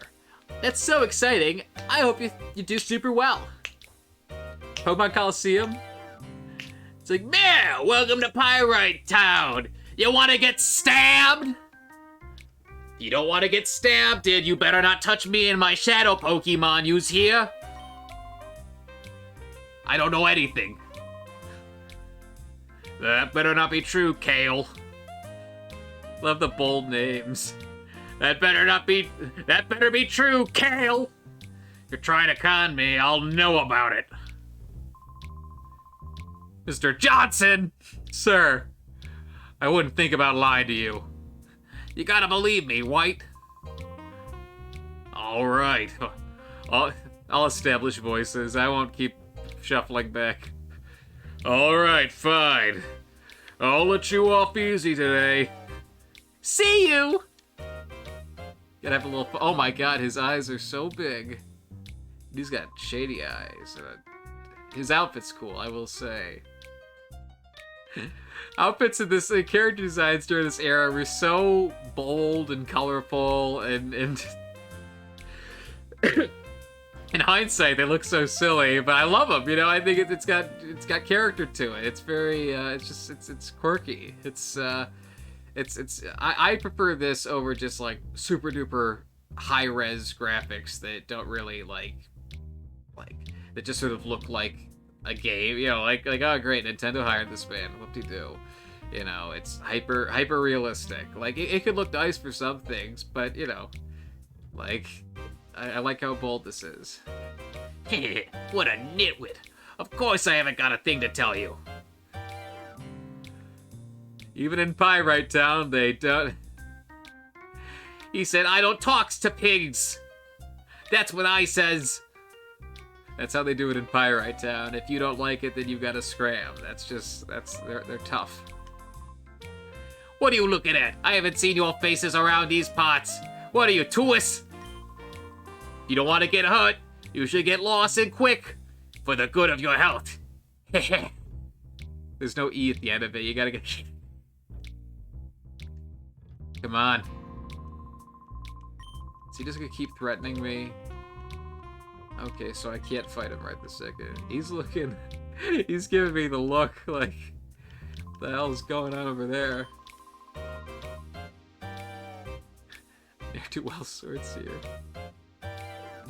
Honestly, like, I'd like it if Pokemon had, like, full voice acting and stuff like that, but there's so much quirky dialogue just in and of itself to the point that, like, it's fun to just read it sometimes, because I don't know if voices can really deliver on a lot of this stuff without it just sounding like a super bizarro game. But, yeah. Sob.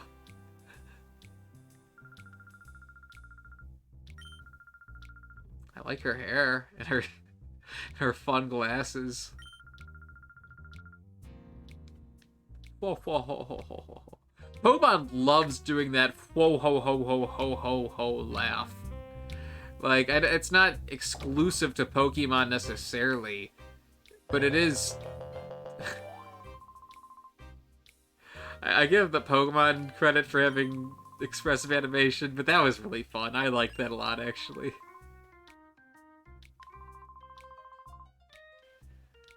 Hold on, I'm just double. Every now and again, I'm afraid that that my audio's muted or something like that. I'm like, oh gosh, it's just they think it's gameplay with a babbling silent man. Let's save our progress real quick. Do we have anything in the item storage? Oh, wait. Yes. Yes. Hell yeah. Thank you, Dolphin. Nothing. Alright. I am talking a mile a minute. I keep drying out my mouth. Hello. What did you do? What crimes are you guilty of? You not gonna talk to me? No, okay. Fine, be that way. See if I care. Does it make a difference for me? You stay in there if you don't, that's... Oh, well. What do we have here?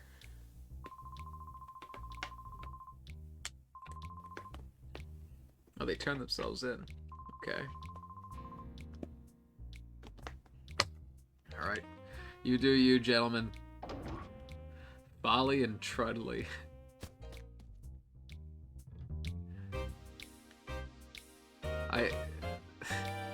I wouldn't want to be a Trudley. You know what? If I grew up and my name was Trudley, I'd probably be evil too. So that's Trudley's back dark story. You know, that's how he became a villain. I don't know if it's Duking or the King. It's the King. But he's jacked, and I love his mustache too. I want to see the Kidnet. Yeah, Kidnet, Kidnet. We're learning about the browser. We're going to the deep.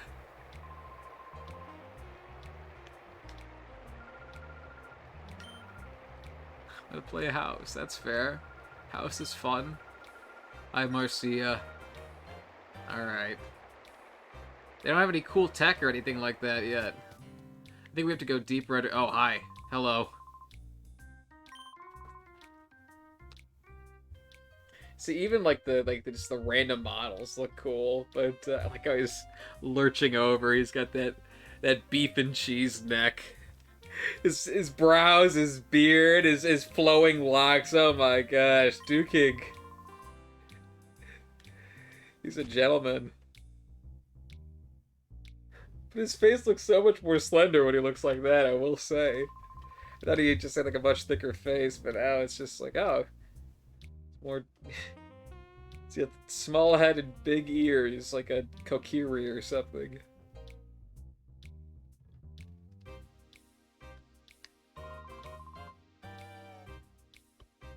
Listen.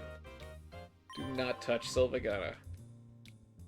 If you do anything to Sylvagana, I will be upset. Yeah, I'll excuse you. You're excused. I was hoping to... Oh. Do I have to pay to heal here? My Pokemon okay? No, they are not.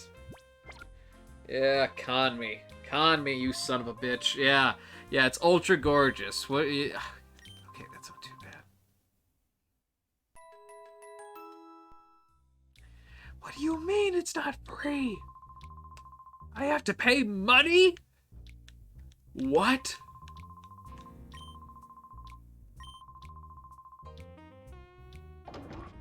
Good stuff. Any goodies? Any nice things I could steal? Come on. Listen, I don't talk to you for lore. I talk to you for free shit, okay? How else do you play Pokemon? Hey. I wish I could play Pokemon in my sleep, too. Maybe one day. That reminds me, a while ago I saw, I think it was like a Twitter post or something like that. Oh, hi.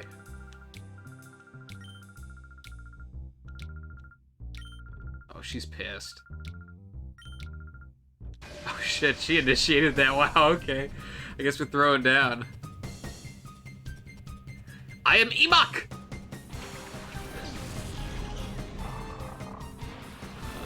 God, that interaction just...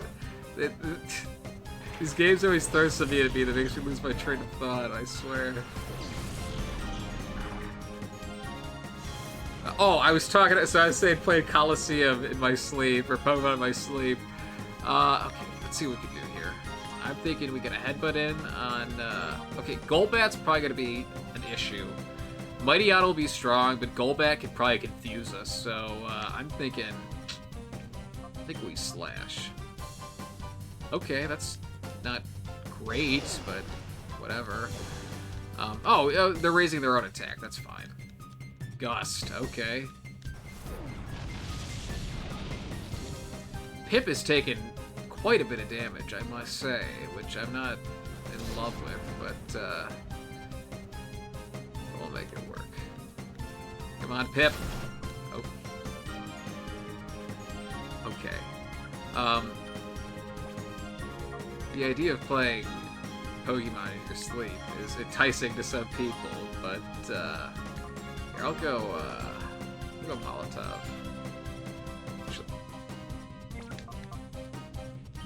Dr. Hammer. Fuck him up. Fuck him up, Dr. Hammer.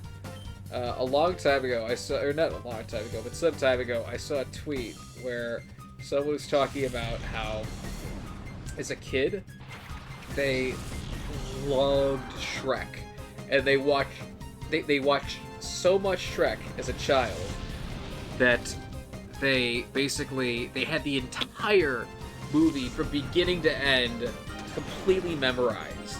Just every single line, every beat of it, the entire, just the... Oh, shit. I don't even know what Mightyana used on me. Damn. That's annoying. So I'll do Aqua Jet on Golbat, and then we'll just deal with Mightyana, even if they're powerful now, which is not great. But this person said that they basically watched so much Shrek and watched it so many times that they had gained the ability to watch Shrek in their head. They were able to watch it from beginning to end entirely within their mind, and they were able to pause it and pick up where they left off, and they just watch the entire movie, and they'd be on road trips, and for the kids' parents, it was an established thing that it wasn't like a secret or anything like that. The kid said his dad would check on him during a car ride and be like, how you doing, buddy? Are you watching Shrek in your head right now? And he's like, yeah. He's like, oh, where are you at with Shrek in your head? He's like, oh, I'm at the part where Shrek and Donkey are crossing the bridge or something like that. Who knows? Okay, so this is good that we got our power up, but and with with Cakes here, we're gonna fake out and we get a free slash. So this is a takeout Mightyana that is probably pretty strong, but this kid, it got to the point where he'd be sitting in bed, just staring at his roof, and it just watching Shrek on repeat over and over again. His head, and hell yeah, we got it. His dad would come in to check on him or ask him something, and he'd just be sitting there staring into the void. And while his dad's talking and he's not saying anything, the kid's not saying anything, his dad's like, hey, stop watching Shrek in your head. Listen, I'm trying to tell you something. So if I could play Colosseum in my head, sign me the hell up. But I think Inuyasha's gonna evolve. Come on. Inuyasha, become stronger. You are half demon and half nut. But soon you will know power beyond compare. There he is. Nuzlocke himself. Torment? Oh, I mean, okay, well, let's consider our options.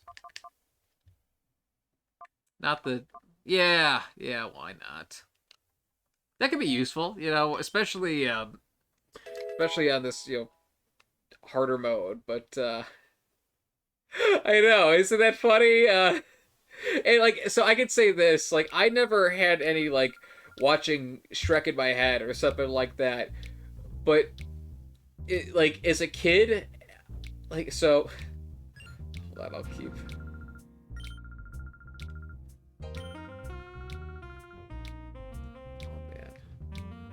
Jeez. How's our team looking? Okay, so Dr. Hammer is down for the count, which is not...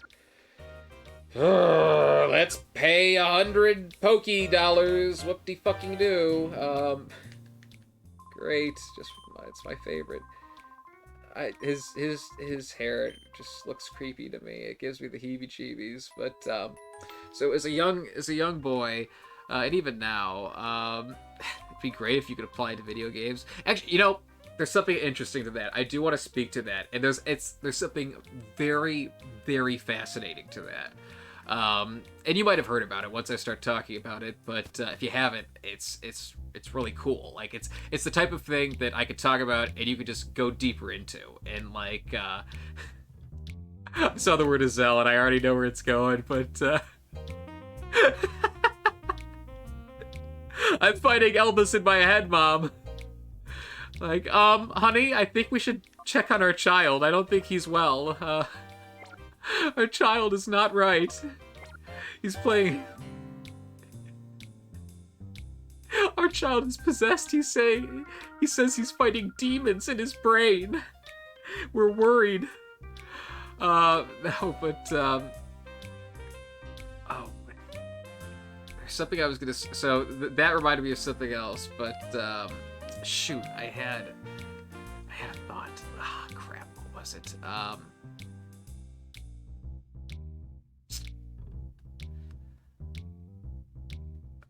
Oh, SpongeBob. Fuck. SpongeBob. Fuck.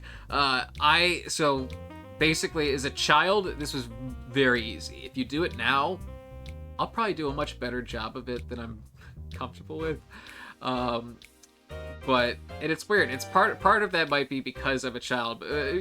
Not because I'm a child, but because I was good at this when I was a child. So I'm still good at it now. But if you played the SpongeBob movie for me as a child, I watched it so many times that, like, I could say every word of it. If you're playing it, just like this, the something about just the sequence of it, about that rhythm.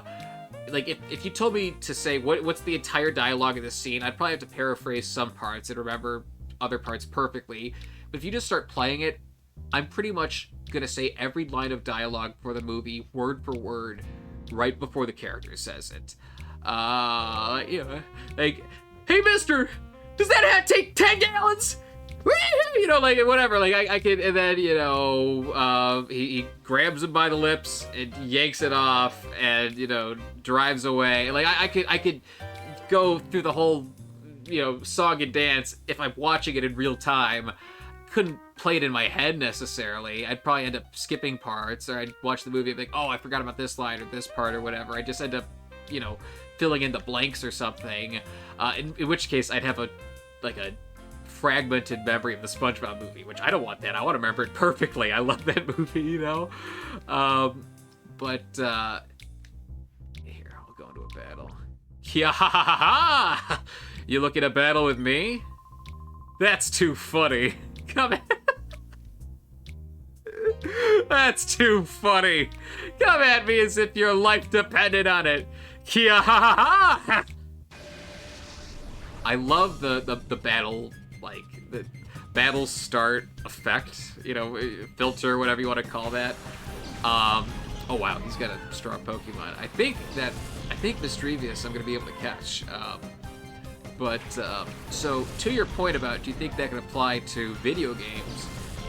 I don't know about God Hand necessarily, but there's a very interesting phenomenon. It's a little teary, but oh god, it's like I hate when I want to wipe my eye and then it gets worse. It's like, oh great, I try to be discreet and then I've got no choice but I've got no choice but to be obvious, and that's not what I want to do for something like that. But anyway, to the point. So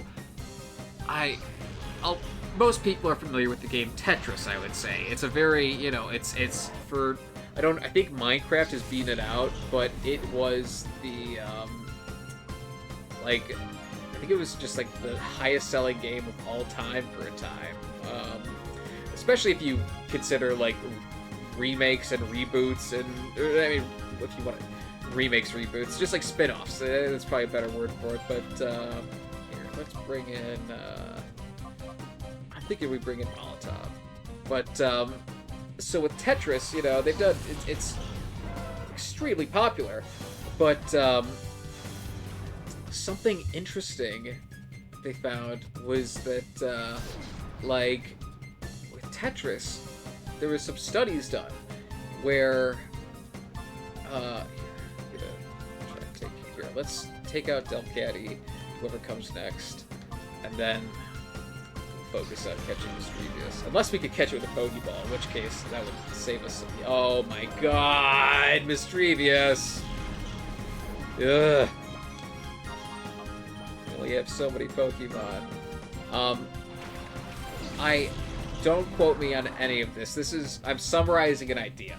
You can find the specifics of this if this is well documented. So, you know, you can do research on it, and it will yield like scientific results and things like that. It's been, you know, there's peer-reviewed studies regarding this stuff, or at least, you know, I'm almost positive of that, but at the very least, it's a very well understood phenomenon. But I think there was a study where, like, patients who were experiencing memory loss, like Alzheimer's or amnesia or something like that, just people who were having memory issues, in the study, they played Tetris. And, you know, they were just asked to do that, and I don't know if there was more to it than just this. I think there is more than the, you know, like, basically, I think they, you know, got better at it and stuff. There was something where, like, even though their memory wouldn't maintain, they still, shoot, oh well, that's okay. Okay, we'll do Aqua Jet. I doubt that'll do too much damage, but basically, like, they were able to, you know, go deep into the game. They were able to dive into it. You know, they were able to, like, really, like, they were able to, if you've heard this term before, enter, like, a flow state. That's what happens with a lot of people in Tetris. You know, they get in the zone and stuff. And they enter that flow state where, you know, your mind is just sort of like, you're not thinking about your actions. You're just, like, doing stuff and really, you know, thinking faster than you normally do. You know, just tapping into that, you know, kind of deeper thinking, so to speak. But for Tetris, not only was there that, there was multiple reports of the patients who played Tetris, they going to sleep and then waking up and having dreams of Tetris, where they were just seeing the shapes going down. It just, like, the rhythm of it. There were multiple people were having dreams about it after having played it.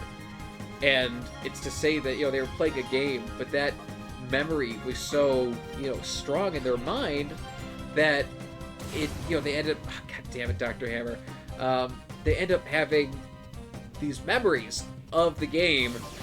And there's similar cases where, like, I've seen a video of, you know, for videos and stuff like this, when there's no, like, doctors involved, it's hard to really, it's weird. Like, it's hard to, oh god, that did pennies.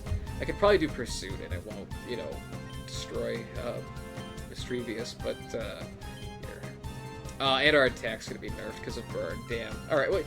Maybe that's in our favor, given the fact that we're trying to catch it. But there's been cases where people listen to music, and, like, people who can't remember the names of their children or their partners or anything like that, they listen to music that they loved growing up or something like that, and they start singing along. And, you know, it's hard to recreate that in a lab. I'm not saying you can't. I'm just saying, like, I'm not sure exactly how that's done.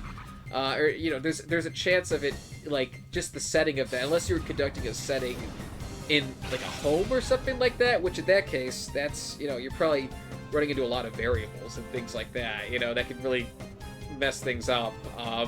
You know, there might be something in the room that's triggering a memory or things like that. You know, the more you strip things away, the less it starts making those gears turn. So it's not, I'm not saying it's impossible or anything like that, but it's a bit tougher.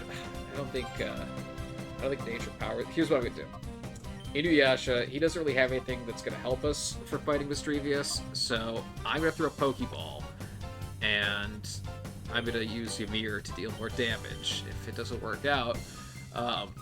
But, you know, for stuff like that, there's so many variables that could really make something, they could keep something from being concrete scientific evidence. Not that there's anything ever, hell yeah, you'll never definitively get that. That's just the nature of science.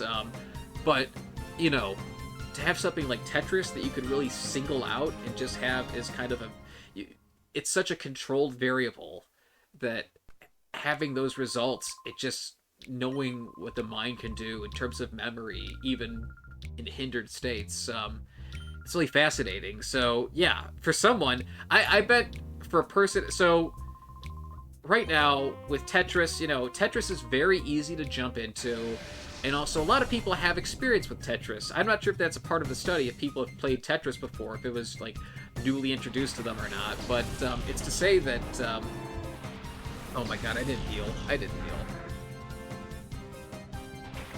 Okay, we'll make it work. It's fine. You know, Tetris is very well understood. Oh, hell yeah. I like Noctowl. He's cool. Here's what we're doing. We are going to lead with Sword Dance and Fake Out into Noctowl. And then with that, yeah. I just said it all. I don't have anything else to say for that. Sword Dance, Fake Out. There we go. I don't really care what the Pelipper does. If it uses Rain Dance, I don't care, because that'll help out Nuzleaf. Give him Water Move. Yep, there you go. That's totally fine with me. I don't care. So, Tetris, it's well established, and it's easy to really get the hang of. God Hand is not those two things, unfortunately. But there will come a time where someone who has played God Hand, you know, there is in one of the streams we met someone who said they put, I think, 18,000 hours into God Hand, which is that's someone with a passion. They're gonna remember God Hand. You know, if anyone's playing God Hand in their sleep, it's that person. That's you know, he's got tiny nipples. Oh my god. Nuzleaf just has tiny nipples.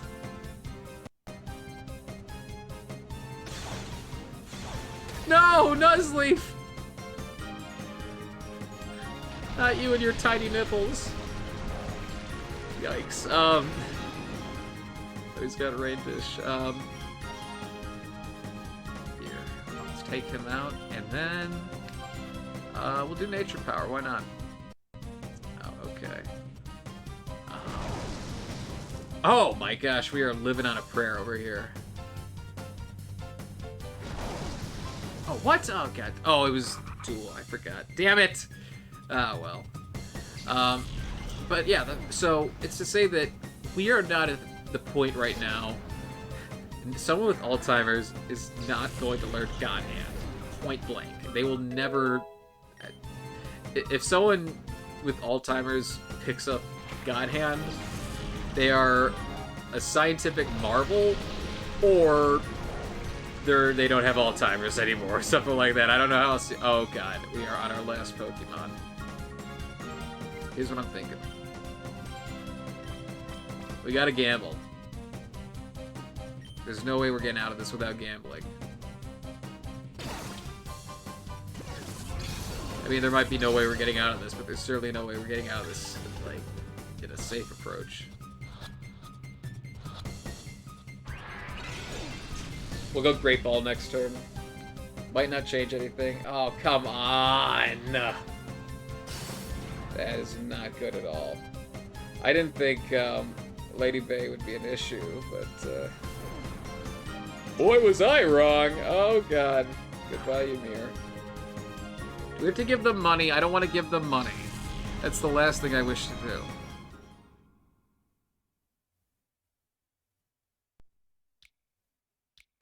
Thank fucking god. Alright, how's our team looking? Okay, yeah, it looks like it didn't, like, restart or anything like that, just brought us back to the last area we saved. But yeah, someone one day might, you know, start forgetting people that they've known for years, but then you put a PS1 controller in their hand and suddenly they are the God Hand again, you know? It's, okay, we can take out this guy. Let's go, Nova. Red Rover said Rider Nova on over. I'm running out of water. All my... Oh wait, this one's got some in it. I had like 4 water bottles. 2 of them are empty. I might have emptied a third too, but...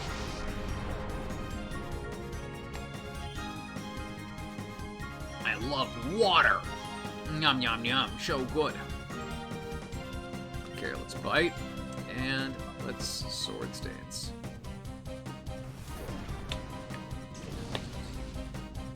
God damn it, Noctowl. That is just rude. Alright, Cakes. You're going in.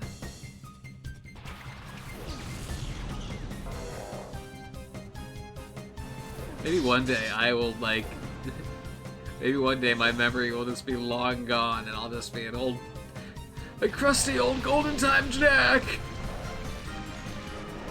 I remember the golden time, I say. Not remembering names, but then you put Pokemon Colosseum in my hands, and suddenly I'm back in action. It's just like old times, but which is, you know, that there's some peace in that thought, knowing that, like, to a certain degree, very clear things or very important things will just stay. You know, they won't. Oh God, Cakes.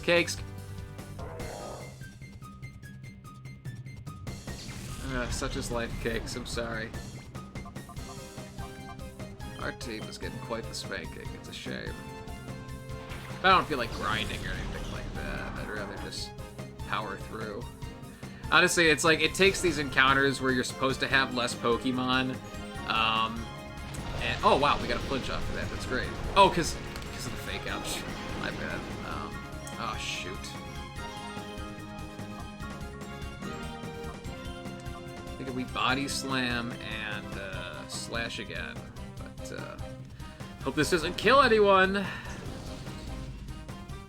Okay, alright, well that's better. Okay, whatever. I should have thought about that Marshtop doesn't get that, but whatever. Oh, wow, okay, he's close to evolving. I mean, he's close to leveling up.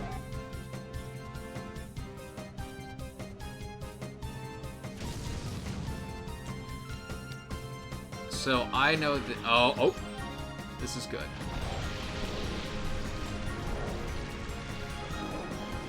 Okay. How about we Aqua Jet and then Noctowl just to get a little bit of chip damage? I think we just slash Leedian because it can't do anything. It's not like it's gonna outspeed Zangoose.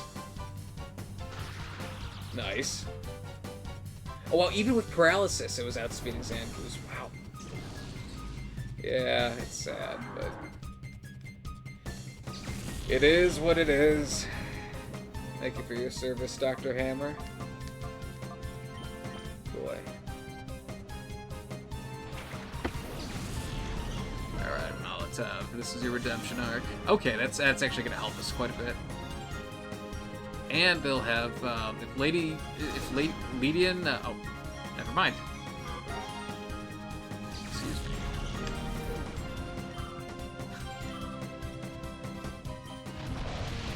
You ever have that moment where you're like, oh my god, my stomach's in pain, and then you burp a little bit, you're like, oh, no, I'm healed.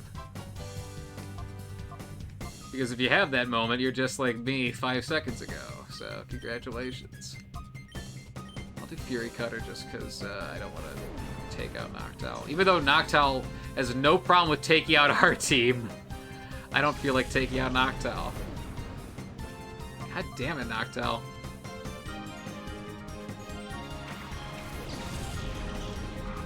Welcome back, Inuyasha. It's great to see your nipples again. Alright, that's not terrible. I'm thinking Nature Power, Fury Cutter. I hope we don't go down for it, but if we don't go down for it, we're in good shape. That's good. Okay, that's actually really good. So long as we don't take out Noctowl. Maybe a little more damage than I would have hoped for. Rock Slide? No, no, no, no, no, no, no, no. That is not what I intended. Happy accidents.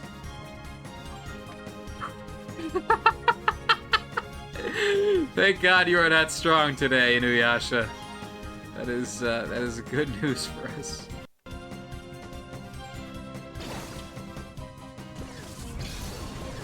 Boy, I was scared. Like, no, we're not trying to kill Noctowl. Noctowl's a bitch, but we're not trying to kill Noctowl, okay? Let's make that loud and clear. Yes. Oh, boy. Oh, it said disc cannot be read. Oh, God.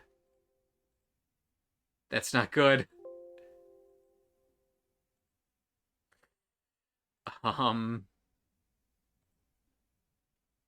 Oh, shit. I know what happened. I know exactly what happened. Damn.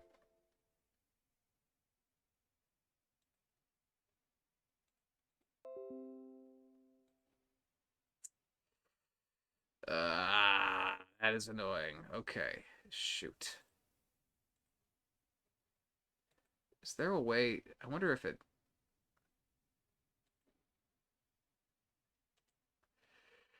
Oh, yikes. Alright, well, we probably lost something for that, which is a shame.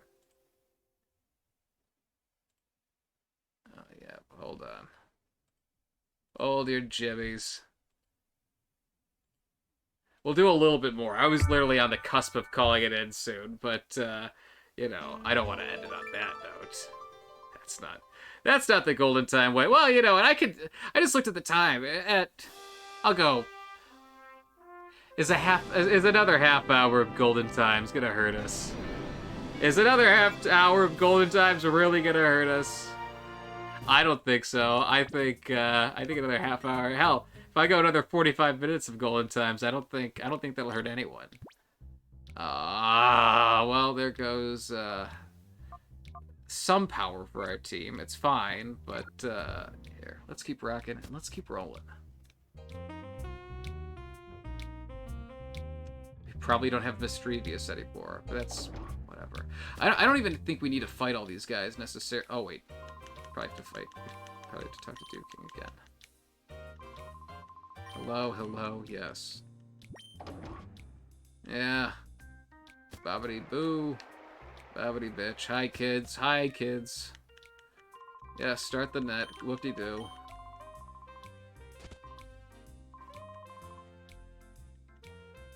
Maybe we get to see Duking and his wonderful mustache again. That's a plus side, in my opinion.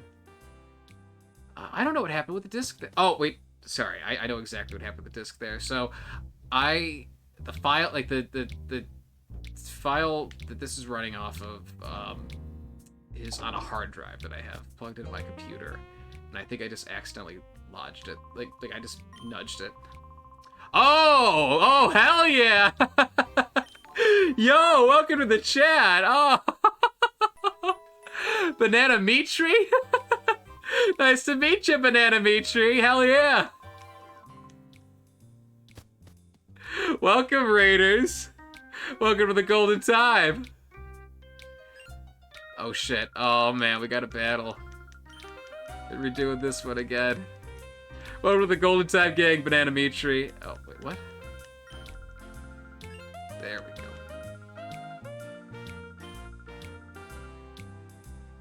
Fat Pikachu? It's, yeah, sure, it's Fat Pikachu, why not? No, that's my purple background, except yellow. But if it's Fat Pikachu, it's Fat Pikachu. I like that better. But hey, thank you for joining us. We're having a radical time here. Hey, you know, over at...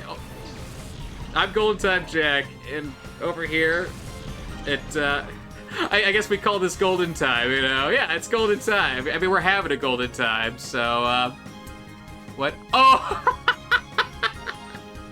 I was like, oh, that's a very avant-garde way to interpret Fat Pikachu. You're goddamn right. Yeah, we got Fat Pikachu in the background. That Jigglypuff, if you don't know, that's a lamp right there. It doesn't have, I gotta put some more AAAs in it, but it glows in the dead of night and whispers secrets to me. So, you know, That's always a fun time, but, oh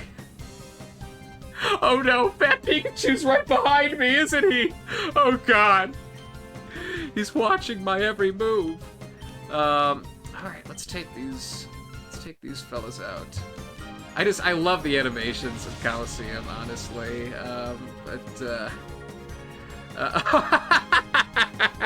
Hey, you're alright. Listen, oh wow, hell yeah. Thank you so much. Hey, listen, I'm saying this right now. Over at Golden Time, we're about, if I'm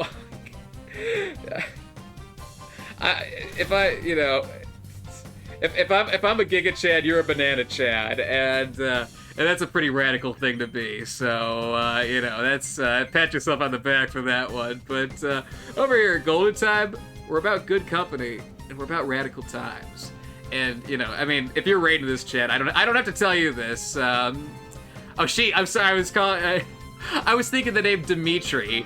So I was just thinking, I was like, oh, Dimitri, banana tree, why not? Banana meat tree.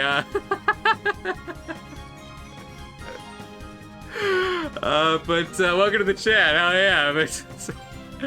What, Dimitri, banana tree, whatever oh, gotcha, there you go. Wait, is it your three houses husband? Is it your three houses husband? Because if it's your three houses husband, then goddamn, that's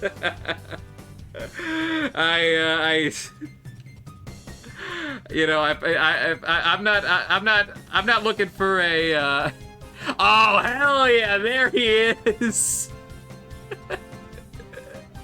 I will take that head from your shoulders and hang it from the gates of Enmar. Yes, do it, please. Kill every last one of them. You know something? I was already, so when I saw the first trailer for Three Houses, I was sold on Dimitri right off the bat. I'm like, I'm picking Dimitri, no two ways about it. Like, Edelgard, good for you. Claude, good for you. I love both of them. I played all of them. Yeah, hell yeah. Blue Lions for life, baby. Hell yeah. You can't, and you know something, not everyone knows this, but God, I'm getting so caught up with this, I forget I have to do the actual battle, but, something, for the Blue Lions, there's no such thing as Tuesday. There's only Tuesday. There's only Tuesday, and, yeah, playing video games, am I right? Yeah, when there's so much good company, you can only spend so much time, playing Pokemon Colosseum, and goddamn, I love Pokemon Colosseum, but I love good company even more, and that's saying a lot, because I love Pokemon Colosseum. But honestly, like, Pokemon Colosseum, I love it. It's never been my favorite game before. For a time, Three Houses, and I'm not just saying this because you're rated the chat. This is a fact. I feel like I've said this before actually on here, but Three Houses was I think now my favorite game is Elden Ring. I don't know, but there was a time where like for years, Three Houses was just my favorite game of all time. It was just like oh hell yeah, Shiny Mudkip looks so good. I love him. Yeah. There he is in the back, and I got Marched up on my team here, but I put like 700 hours into Elden Ring. I love Elden Ring. Eventually I'll play Elden Ring on here sometime, but it's so populated. I with raids like this, I'll be boosting my numbers up and stuff, and I'm grateful. That's. But that honestly, it makes me happy just to see more people part of the Golden Times. But if I were to play Elden Ring right now, I'd be competing with people with thousands of viewers and stuff. I love the butt attack speed running bit. I'm not even sure if I know what that means. Yeah, same here. I can't run it on my PC, but I got it on the PS4, and that's where I play it. But oh, thank you. That's so sweet.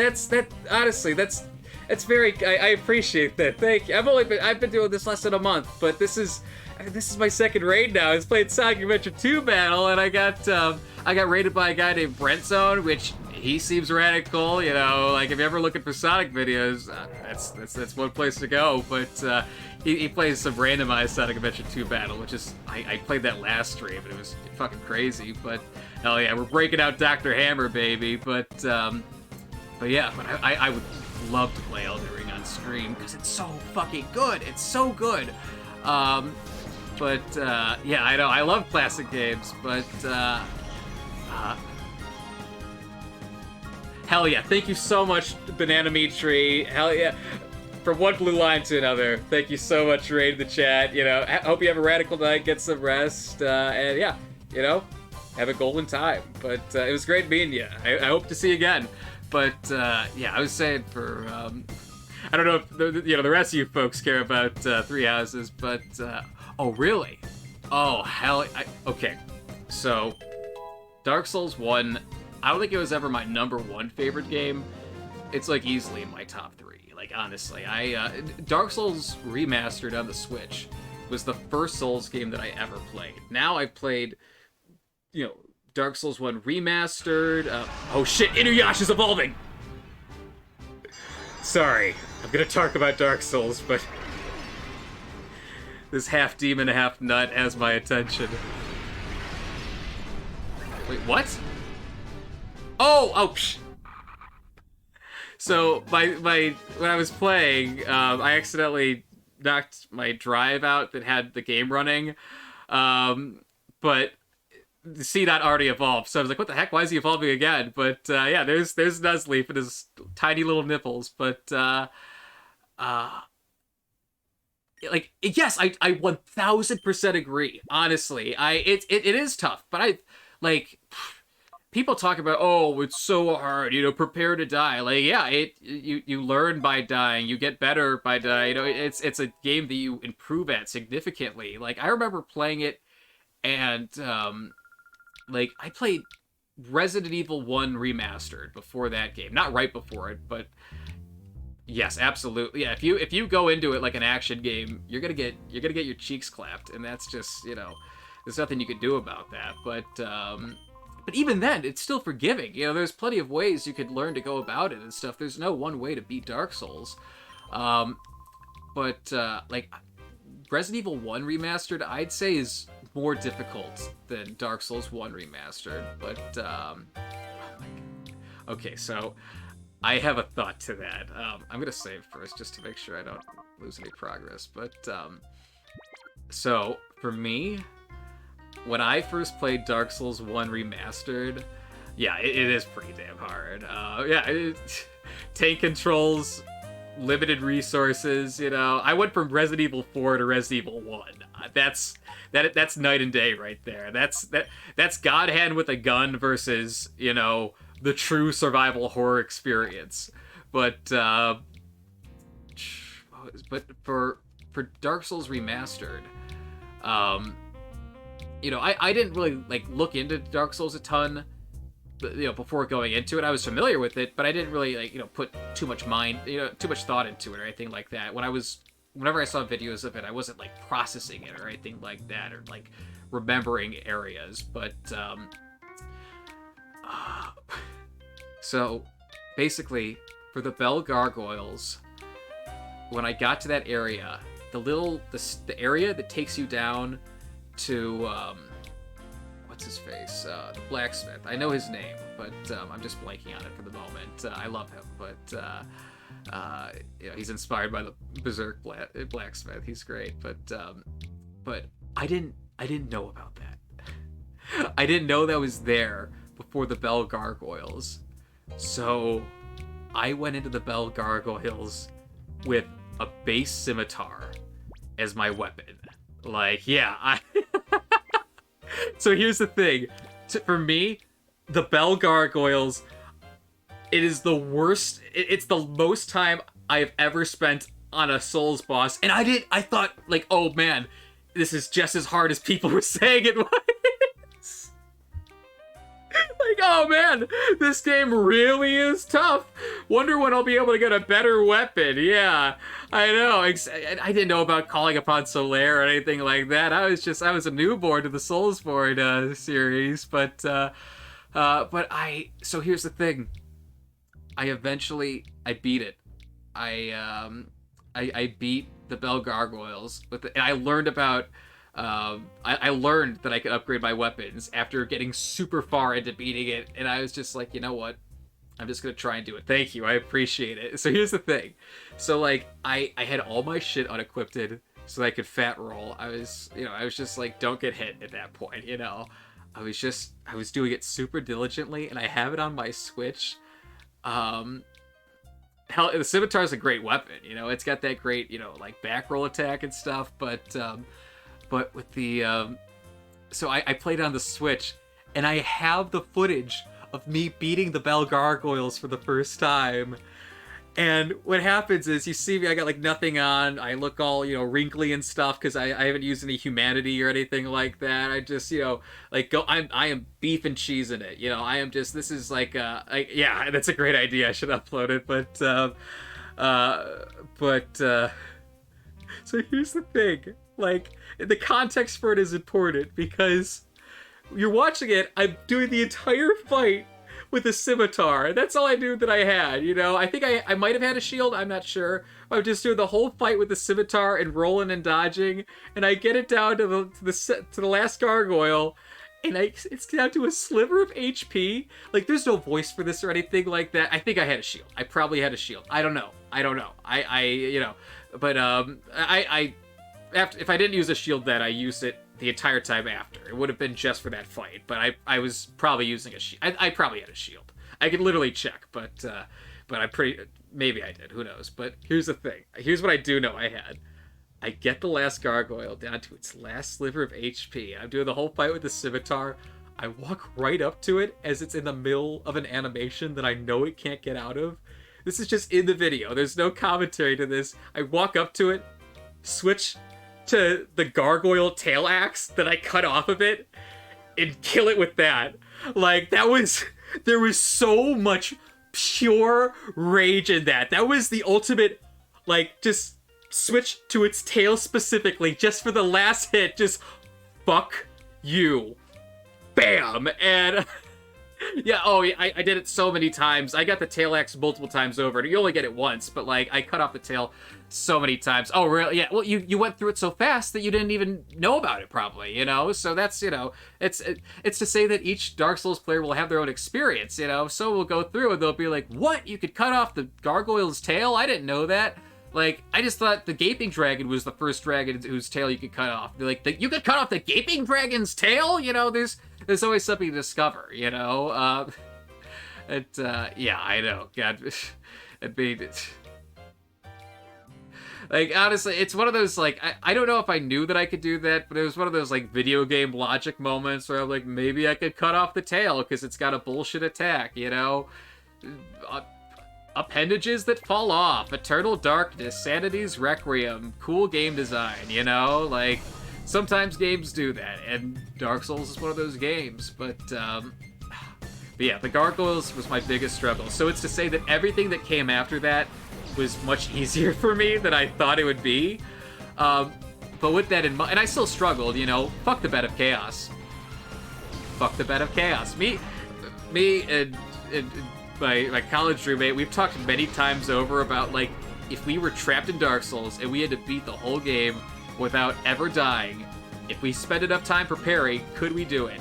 And everything about it, we're like, yeah, we could probably do it if we prepare enough.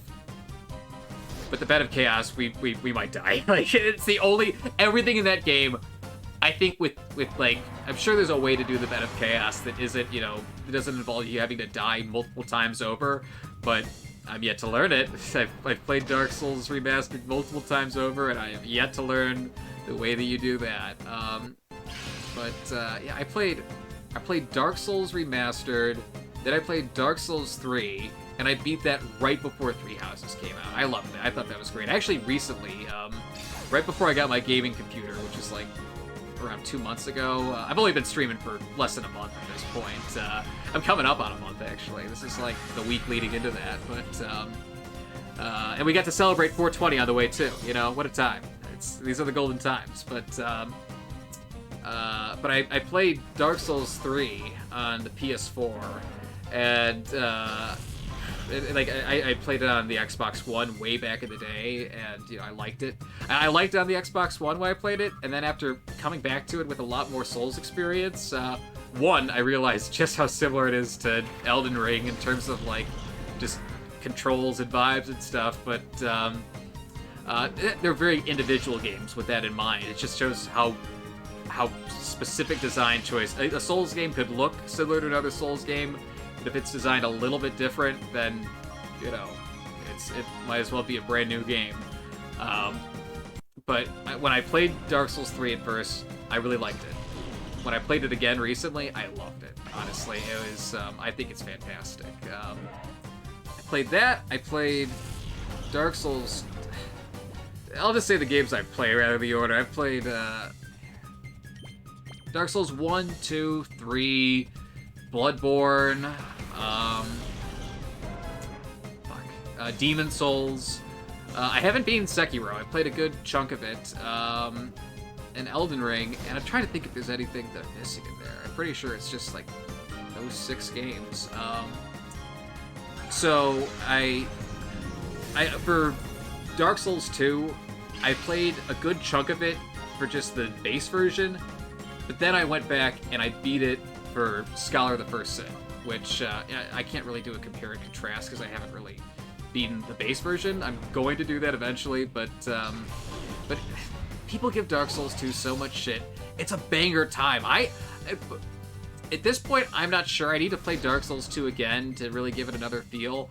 But for a while, I like Dark Souls 2 more than Dark Souls 3.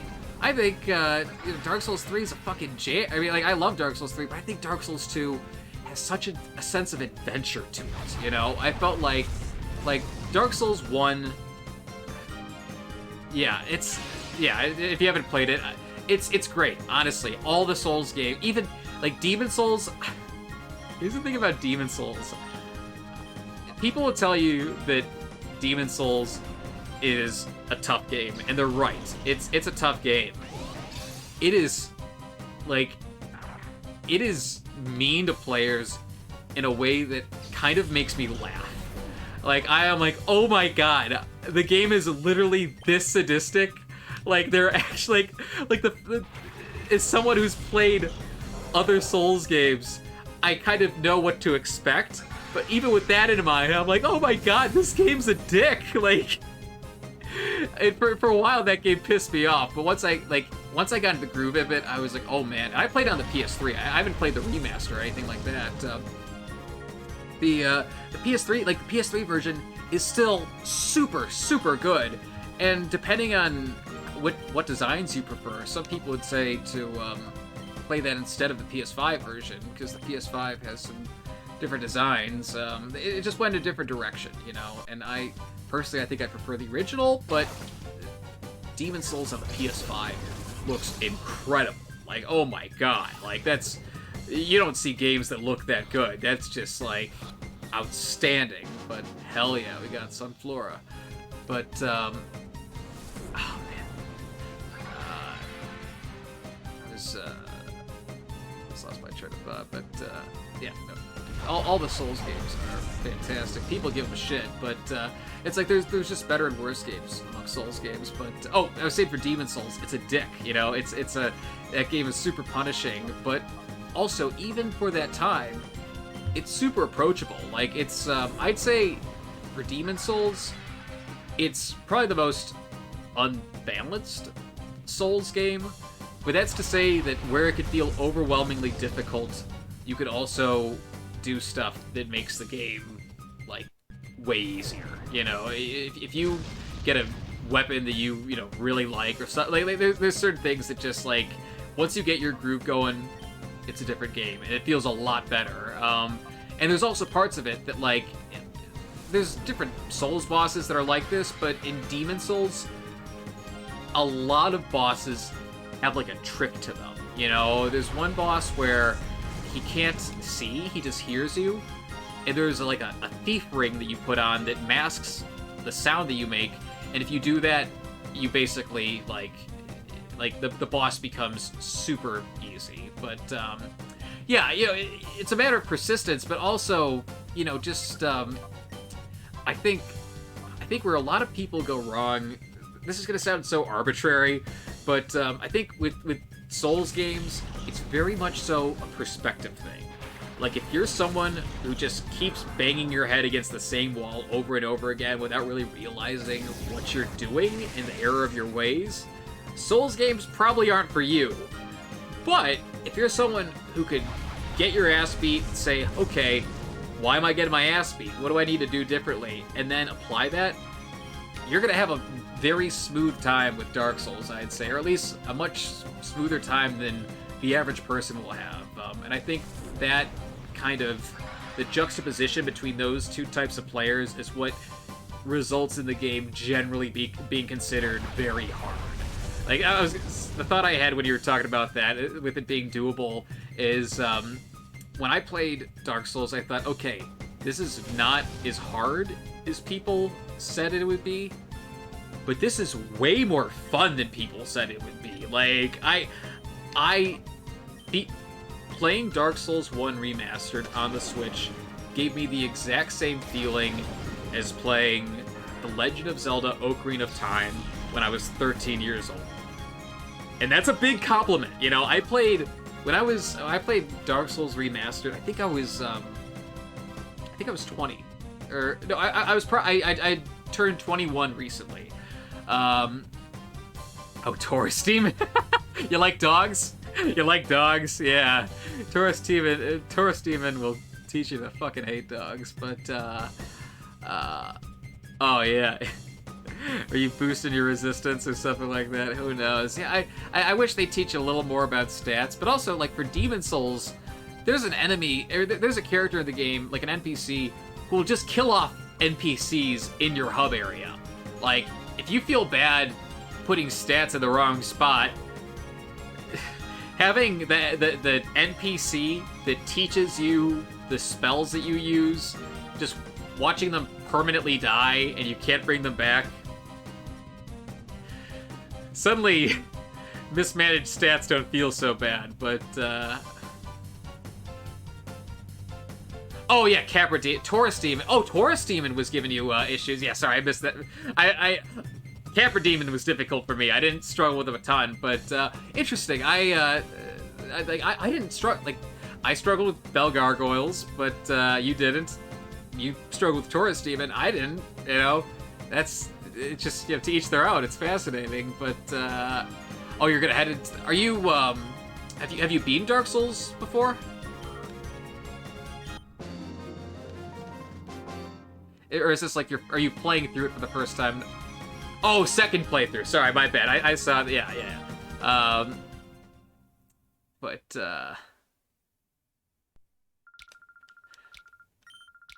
how many times have you played it? You know, have you played it more than 2 times? I think at this point I've played it, you know, like 3 or 4 times or something. I'm not sure. I gotta heal my fellas. What was I saying? Oh, but for Dark Souls Remastered, I was gonna say for that, yeah. So okay, I see. You're starting your second one and you're doing it now. That makes sense. Okay. Oh, so you're coming up against Capra Demon. Oh god, good luck.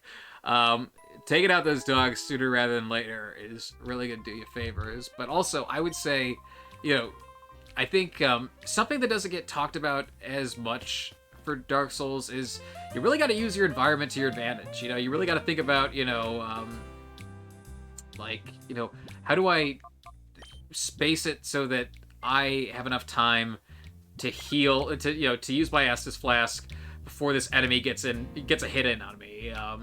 Like, okay, so I'll say this right now. I don't know if you've heard about Sven Orenstein before. So, you know, okay, amongst gamers, I don't think I'm some hotshot. I don't think I'm some god of gaming. You know, I'm a Golden Time gamer, but I'm no Golden Time gaming god. You know, that's just the fact of the matter. I'm a humble gamer, but every now and again, even, you know, it's sort of like every now and again, even a humble gamer does something cool. No. even a humble gamer has a moment that they could tell someone who's really good at games about, and they're like, oh shit, that's wow. Like it depends on the game. Like everyone, some people just have that game where they're like, oh, like I just like either in this moment I went God mode, or I just perfectly click with this. Like me, I've been playing Smash 64 since I was. I always say for Smash 64, I've been playing Smash 64 since I was capable of like abstract thought. Like I was playing Smash 64 when I was like 4 or 5 years old. If I've already fought this guy, I'm gonna be annoyed, but you know, more experience the better. But now I've gotten really good at Smash 64. I love Smash 64. I could play, you know, first player, you know, single player mode on very hard for Smash 64 without losing a single stock. You know, that's a nice thing for me. I don't think that makes me a god or anything. I think that makes me good at Smash 64. That's just the way I see it. Especially because a lot of it is learning, you know, just how to, you know, take advantage of the game, so to speak. But my gaming flex. Everyone gets at least one big gaming flex. I took out Smau and Ornstein on my first try. It wasn't easy. I think I was down to my, and I've got the video of that too. But I heard so much about them. I knew they were a bitch and a half, and I knew I was coming into them. I didn't prepare. I didn't like, you know, look up YouTube videos on how to, you know, study their patterns or anything like that. I just knew, okay, these dudes are gonna come and kill me, and fighting 2 dudes sounds better than fighting 1 dude, so might as well try to take out the skinny one and then the big one. And I went into it thinking this is gonna be the first struggle of many. Turns out it was just like. Turns out Smau and Ornstein should have been the ones who were afraid to go against me, you know? Yeah, it's... So, that being one of the biggest difficulty spikes in Dark Souls, yeah, thank you, hell yeah. It's a doable game. I was using, there's a... So, okay. If you want to hear about a really cool weapon, let me know. Let me know. I won't tell you if you want to find out on your. There's so many cool weapons. There's plenty of cool weapons, but I can tell you about one that, like, this particular weapon. Like for other Dark Souls games, like for Elden Ring, I was using the Blasphemous Blade. I was using the Sword of Nine Flame. I was using you know, the Golden Epitaph. I was, you know, like for my first playthrough, I went Faith's Strength, but oh wow, he is really strong. Here, we'll bring in Dr. Hammer to handle that. Actually, maybe Inuyasha's the call. But so I switch around my weapons for other Souls games, and just experiment, you know, because they got variety. You know, why not? You know, you should have more than just one weapon that you're married to, because there's certain enemies that just aren't good against certain weapons. But for Dark Souls 1 Remastered, if I'm just like playing in the way that feels most normal to me, just like the way that I played it originally, the way I played it for a while, there's one particular weapon that I use, like, it's basically, like, this weapon to me is like the Master Sword to Link. Like, yeah, Link can get other swords, but that's like his signature sword. And whenever I play Dark Souls, I've got a signature sword. You don't want me to say it. Yeah, maybe I could just talk about it, but just not say where it is, just so that once you find it, you'll be like, oh shit, this is the one. But if you want me to, you know, this is actually a weapon. This is a weapon you could find right now if you really wanted to. If you want me to say, I'll tell you right now. I'll tell you all about it. If you don't want me to say, I love talking about Dark Souls, but the last thing for Dark Souls I ever want to do is, you know, mess with someone's experience for it. Do something that they would have. Oh hell yeah! All right, there you go. I did that for one of my. I mean, I didn't like. It's like, oh, I did that for my buddy. Like, no, one of my buddies played it while we were living together. So you know, I've been a part of that experience. So okay, Hell yeah, sounds good. And in truth, I think that is the better perspective to have for Souls games. Like, I don't think people should try and spoil the game for you, but I think it's an experience. Hell yeah. That's the. It doesn't. The Souls games want you to get help. You know, like the Miyazaki. I'll talk about this a bit, but he explicitly, you know, that's something he put in the game, not by accident. It was by design. Let's see what I'm a little nervous because afraid Wish Cache is actually, you know, we're trying to catch him, so this is fine. Body slam again. But I think getting help. Oh hell, I never did that, but that's a great way to do it. Especially like those games, knowing where the bonfires are makes a huge difference. Honestly, that's what makes New Game Plus feel like such a breeze, because you're like, oh yeah, there's literally areas that felt like an endless gauntlet. It's just like, oh, I just go over here and I'm fine, you know, because there's no looking around for a bonfire. Yeah, I know, Dr. Hammer, he takes a lot of hits, but we love him anyway. Oh, it's Rock Slide. Yeah, that's not gonna do much. I thought it was Swift, but oh, because it's in Pyrite Town. Oh my gosh, that's so cool. I would use Synthesis and the Great Ball, and I'm gonna pray. But yeah, truthfully, I think getting help for Dark Souls games, just even like little bonus tips. I don't think there's any one. That's the thing. So much of Dark Souls requires execution in order to work. You know, there's not a weapon that's just gonna like play the game for you or anything like that. Even the strongest attacks in Souls games require some level of, you know, decision making, you know, spacing, whatever the case may be. Oh shoot, that's not good. Oh come on. Yeah, we're probably gonna get knocked out. Damn, this is a strong Wish Cache. I think we went in with a full team too. Oh god. Alright, we're living on a prayer. We'll probably get 2 more throws, but if it doesn't work, it doesn't work, and that's fine. We're about the radical times in good company. We're not about being gods at games or anything like that. Maybe one day, but not today. But anyway, out of my wisdom to. Hey, there we go. Hell yeah, Inuyasha held on. Oh man, sick. So, in Dark Souls 1, there. Okay, let this go through. Honestly, I might just throw Wish Cache out of the team so that we could get through some of these areas a little easier. But in Dark Souls 1, so there's Firelink Shrine. Yeah. Also, I'll say this.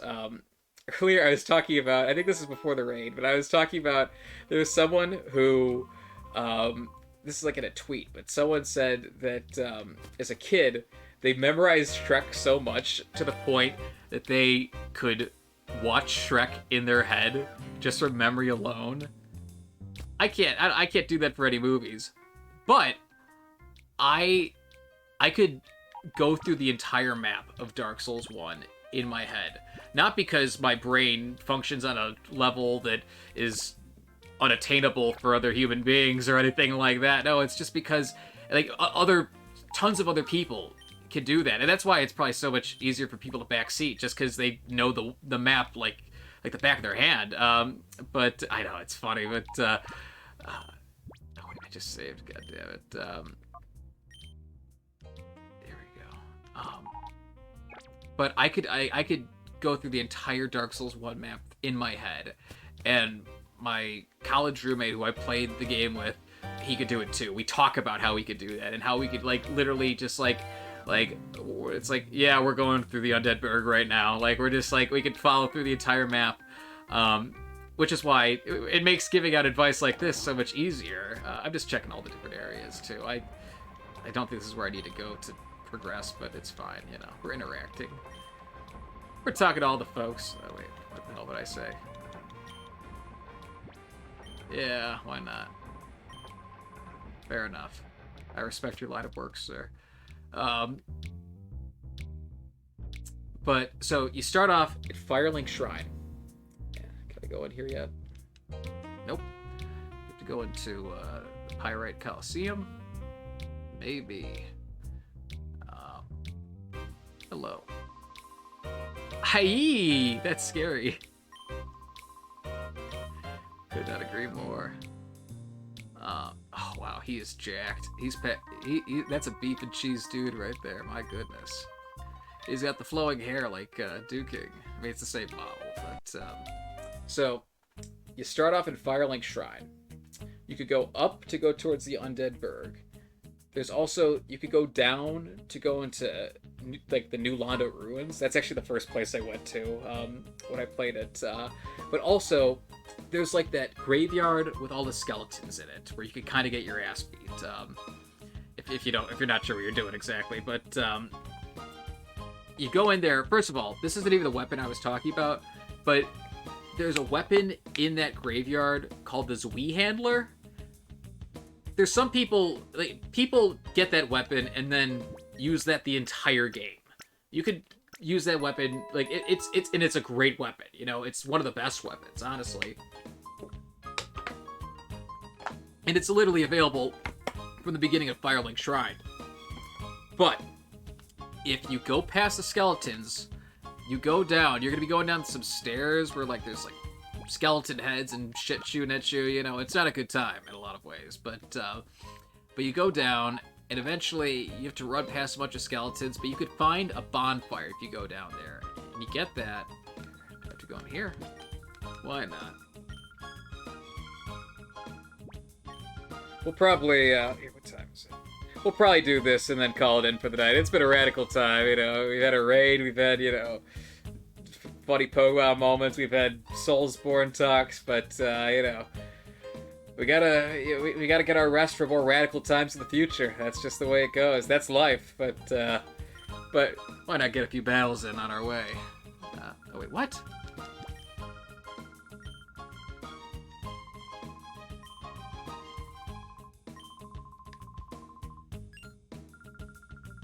Oh, here we go. Okay, so this is how we get things going. Oh, no worry. Oh, hell yeah, there you go. Yeah, and don't let me keep you from anything. But hell yeah, good luck with that, honestly. That's, I love talking about souls and stuff, but you know, it's, achieving knowledge is, it's a noble duty, and, I commend you for it. Hell, I've done my fair share of academics, so, hell yeah, rock on, absolutely.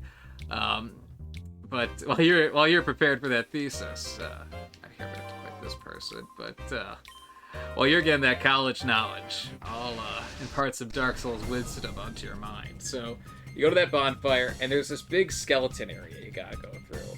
And I'm gonna tell you right now, it's a bitch and a half. It's not a fun time. You might get your ass beat a little bit. I got my ass beat a little bit, and I was doing a lot better before then. And the only reason I went through all this trouble is because I didn't know the game yet. I thought what I was doing was the way to get to Blight Town, because I didn't know the structure of the game yet. Oh, cool, we can get Curlia, that's awesome. I don't think that guy normally has Curlia. I could be wrong, but oh wow, his Pokemon are strong. Oh yikes. This could go poorly. But if it goes poorly, that's a-okay, you know, such is life.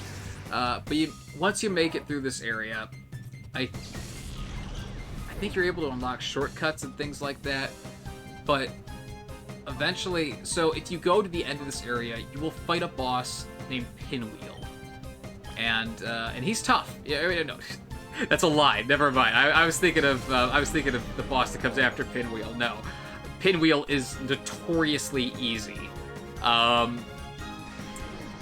I'm literally adding on some bonus information to this that I wasn't even going to bring up, but, oh shit, we took quite the hit there.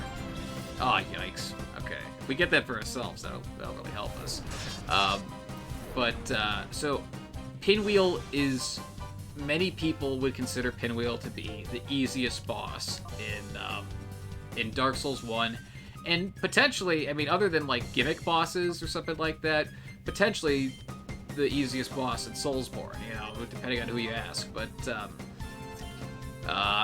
if you beat, so although Pinwheel is easy, the reward you get for Pinwheel is really, really good. And it's not even what I was going to bring up. But if you beat Pinwheel, and you can do this whenever you want, you beat Pinwheel, you get something called the Rite of Kindling, and what that lets you do is, rather than getting your Estus flasks to 10, you use humanity on a bonfire like you normally would to be able to go from 5 flasks to 10.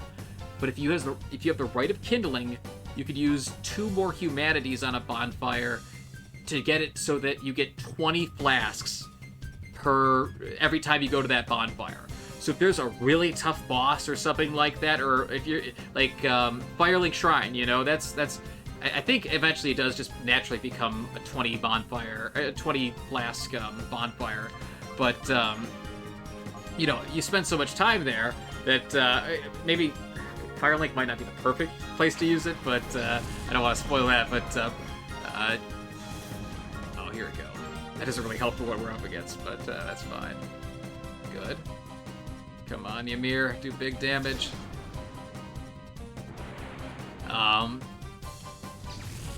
But yeah, you could get 20 flasks instead of 10, which is an absolute game changer, without a shadow of a doubt. But on the way to Pinwheel, there is this area where it's a long hallway with a bunch of coffins in it. And at the end of the hallway, you can find a bunch of random items, and there's one item in there that you should probably get at the end. But there's this enemy in there. Okay, so have you, for the blacksmith, if you go to him and you go to the area beyond him, there's this giant stone-looking demon that, here, I've got a better idea. I'm thinking use a Great Ball on Curlia and try and slash Machoke. See how that does. I doubt it'll take him out, because he's probably got high defense, but, you know, we'll give it a shot. But yeah, so there's this hallway with this enemy called a Titanite Demon, and you want to kill those guys eventually, once you get good enough. They're really tough, but they're worth it. Oh shit, it's Ivysaur! I wonder if we can catch him. Ah, no, doesn't look like it. Although it's good that we have Molotov on the field. Oh, man, we're so close. And it's probably going to kill Ymir. Damn. So there's Titanite Demon in this hallway with a bunch of coffins in it. Now, maybe I should have thrown out Dr. Hammer. Ah, well. Because he's got Aqua Jet, so we could have taken out Machoke right then and there. But whatever, it's fine. But, oh, actually, we have nature. Okay, so that might actually be good for this. Yeah. Oh, and he's fast, too. Great. Oh, hell yeah. Please hit. Please hit. This will kill him. Please hit. Yes! Oh, thank God. Oh, that's big. That's actually really big. God, I keep getting... I'm caught up in the Pokemon battle. Now, there's this hallway with coffins, a Titanite Demon, and a couple items. You might die a couple times, but there's one particular coffin in there. It's kind of sticking out. And if you go in there, so if you go up to that coffin, and there's a prompt that lets you go into it. You could just lay in the coffin, and it doesn't do anything at first. You're just laying there, and the enemy, I don't think it can hurt you while you're in there. But you just lay in there. You do nothing. And eventually, a cutscene opens. I didn't know about this. I just did this by chance, you know. I found out about this by just experimenting. But a cutscene triggers, and the coffin seals, and you end up in another area. But when you go in there, you're able to make a covenant with this character Nito, and when you do, you get a weapon called the Gravelord Sword. And the Gravelord Sword is really, like... So, I'll speak to it a bit more. This is not looking good. I don't think I've got any revives or anything like that, but, goddamn. Oh, he used growth, though. That's not... That's good for us. That'll get us to where we need to go, but, hopefully we can get a burn in here. But the Gravelord Sword, it's generally a great weapon. You know, they're not going to say, oh, it's the best weapon of the game or anything like that. There's better weapons you could get at some point. It's like... What me and my roommate say about it is that it's not it's not the best weapon in the game for any one thing, but we'll try healing, and this is a shot in the dark, but you know what? We gotta take these shots.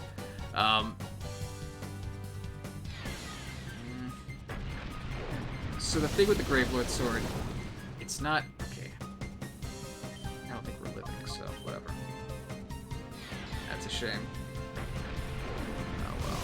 This is a more... The difficulty for this mod is amped up, so... I've been talking about switching in Wish Cache, but I haven't been doing it. Throw on some Shadow Pokemon, and then we'll conquer. Here we go. So the Gravelord Sword. It's a strength weapon. It's, you know, it's...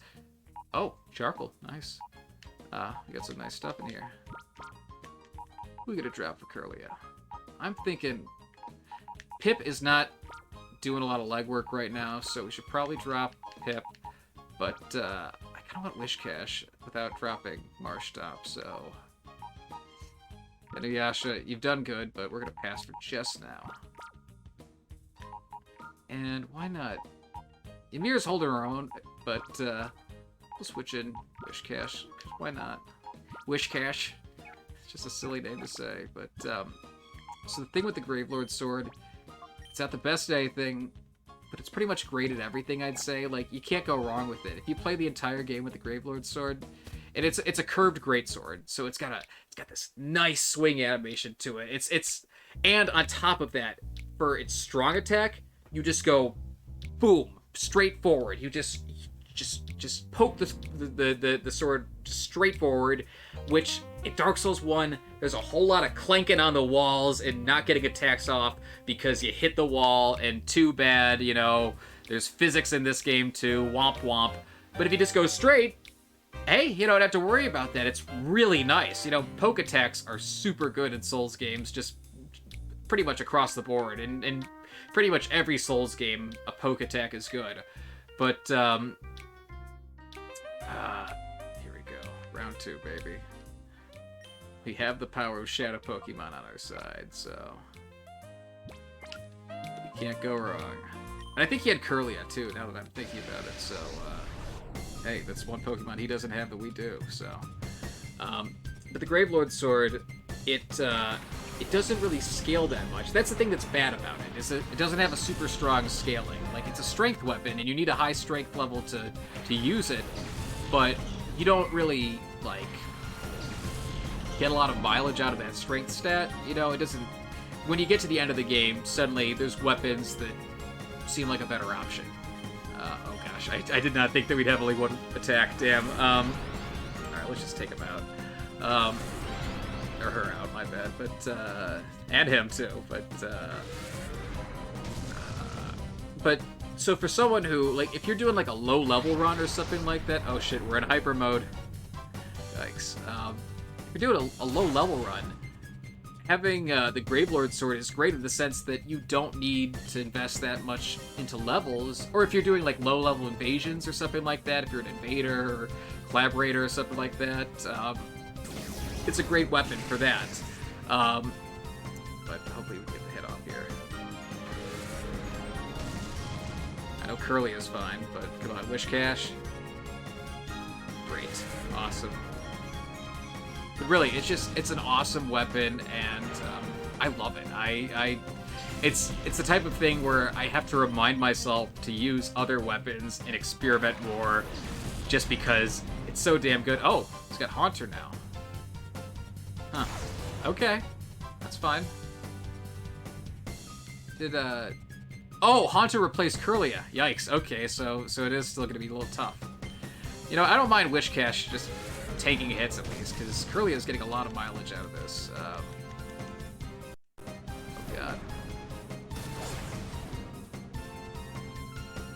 But yeah, if you ever find yourself struggling, it's just a weapon that is strong right out of the gate. It is...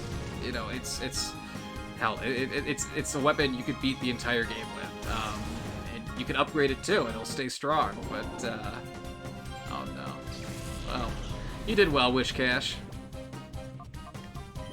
Wish Cache did well. There's a lot of Alright, we'll have Cakes fake out Choke. And hopefully Haunter will go down this turn. We'll see, but fingers crossed.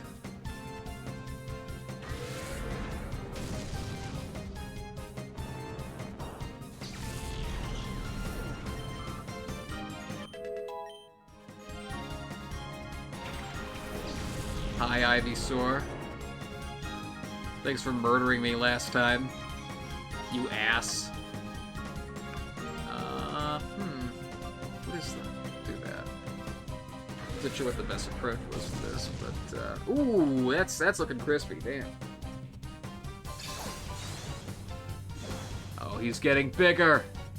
Oh God. Who's he gonna kick? Okay, nice. Got a lot of HP, which is great. Alright, clap 'em, Cakes. Whatever. Oh, they had Reflect Up. I didn't even notice. Wow, okay. I mean, that's good. That's actually really good.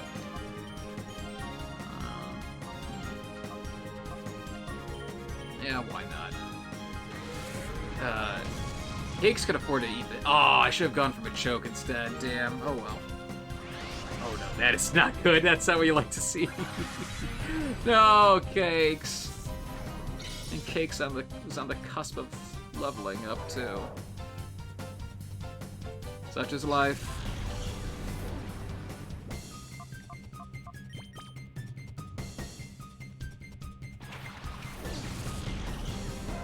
Alright, Molotov. Let's rock and roll. Oh no, not a low kick. Alright, that's fine. I'm thinking we Shadow Rush into the choke just to finish it. And we can go Ember to Ivysaur. Okay. Oh, God! Great. That's what you'd like to see. Goodbye, Curlia. Oh, okay. Now Ivysaur's gonna be a problem. Oh, no. Oh, no. And we thought the choke was off the table, so now... Oh, God, the choke's not gonna be fun for you here.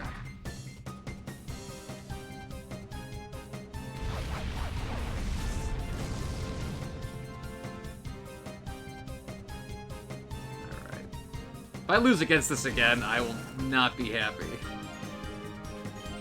Okay, say we slash into Machoke and Ember into him as well. Okay, I just want to make sure that we got the kill. Hell yeah. There's no fighting attacks now, so I feel like Ymir is going to be alive long enough to really get some damage done.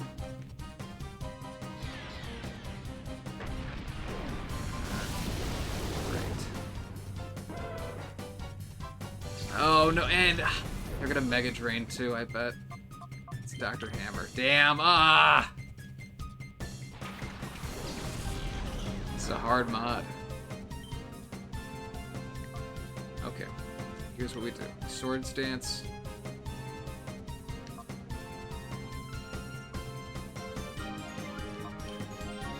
What do I even have?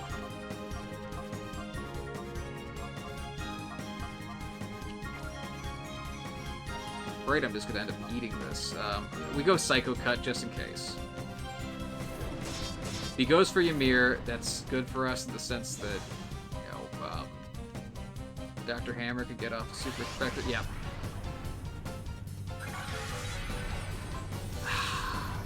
So strong, damn. Okay, so we just have to hope that Slash is enough to power through. Or wait a minute, so, Fury Cutter, I think Slash is the way to go. I don't think it's effective against poison. Oh.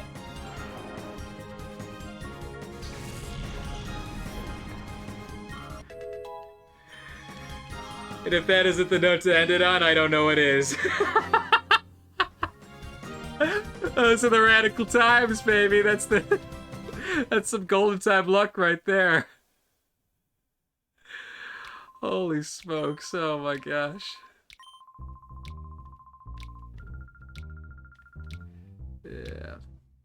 Guess we gotta go over there next. Oh, what, do we have to go to that building? Ugh. Oh no. Mr. Funny Hair's having a meeting. I said that. I was referring to NASCAR. NASCAR! That's... His name's NASCAR or something like that. But that same description of silly hair applies to Mirabee, so... NASCAR! Come on. Yeah, I know. Shadow Pokemon are scary. I'm shaking. Ho ho ho ho ho ho. Spirited body, baby. Dancing until your plan succeeds. Reading the words I find interesting.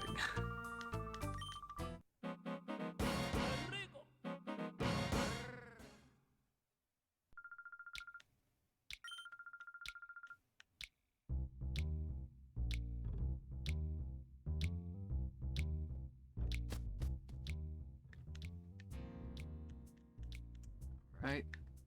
Let us save.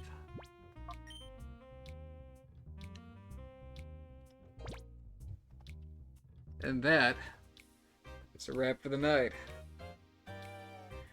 Folks, thank you so much for joining me. It's been a radical time. As always, I'm Golden Time Jack. If you like what you saw here, make sure to check out the Golden Time Jack YouTube channel. Golden Time Jack YouTube channel. No, it's the Golden Time Jack YouTube channel. That's where I post all my streams, shorts, entertainment, all that good stuff. You know, all the golden times. So if you like what you saw here, make sure to check out, just pop in when you can. Hell yeah, sounds good, Renji. Great seeing you. It's been a radical time, as always. Thank you for joining me, and I look forward to seeing you again soon. Take care. Have a radical day.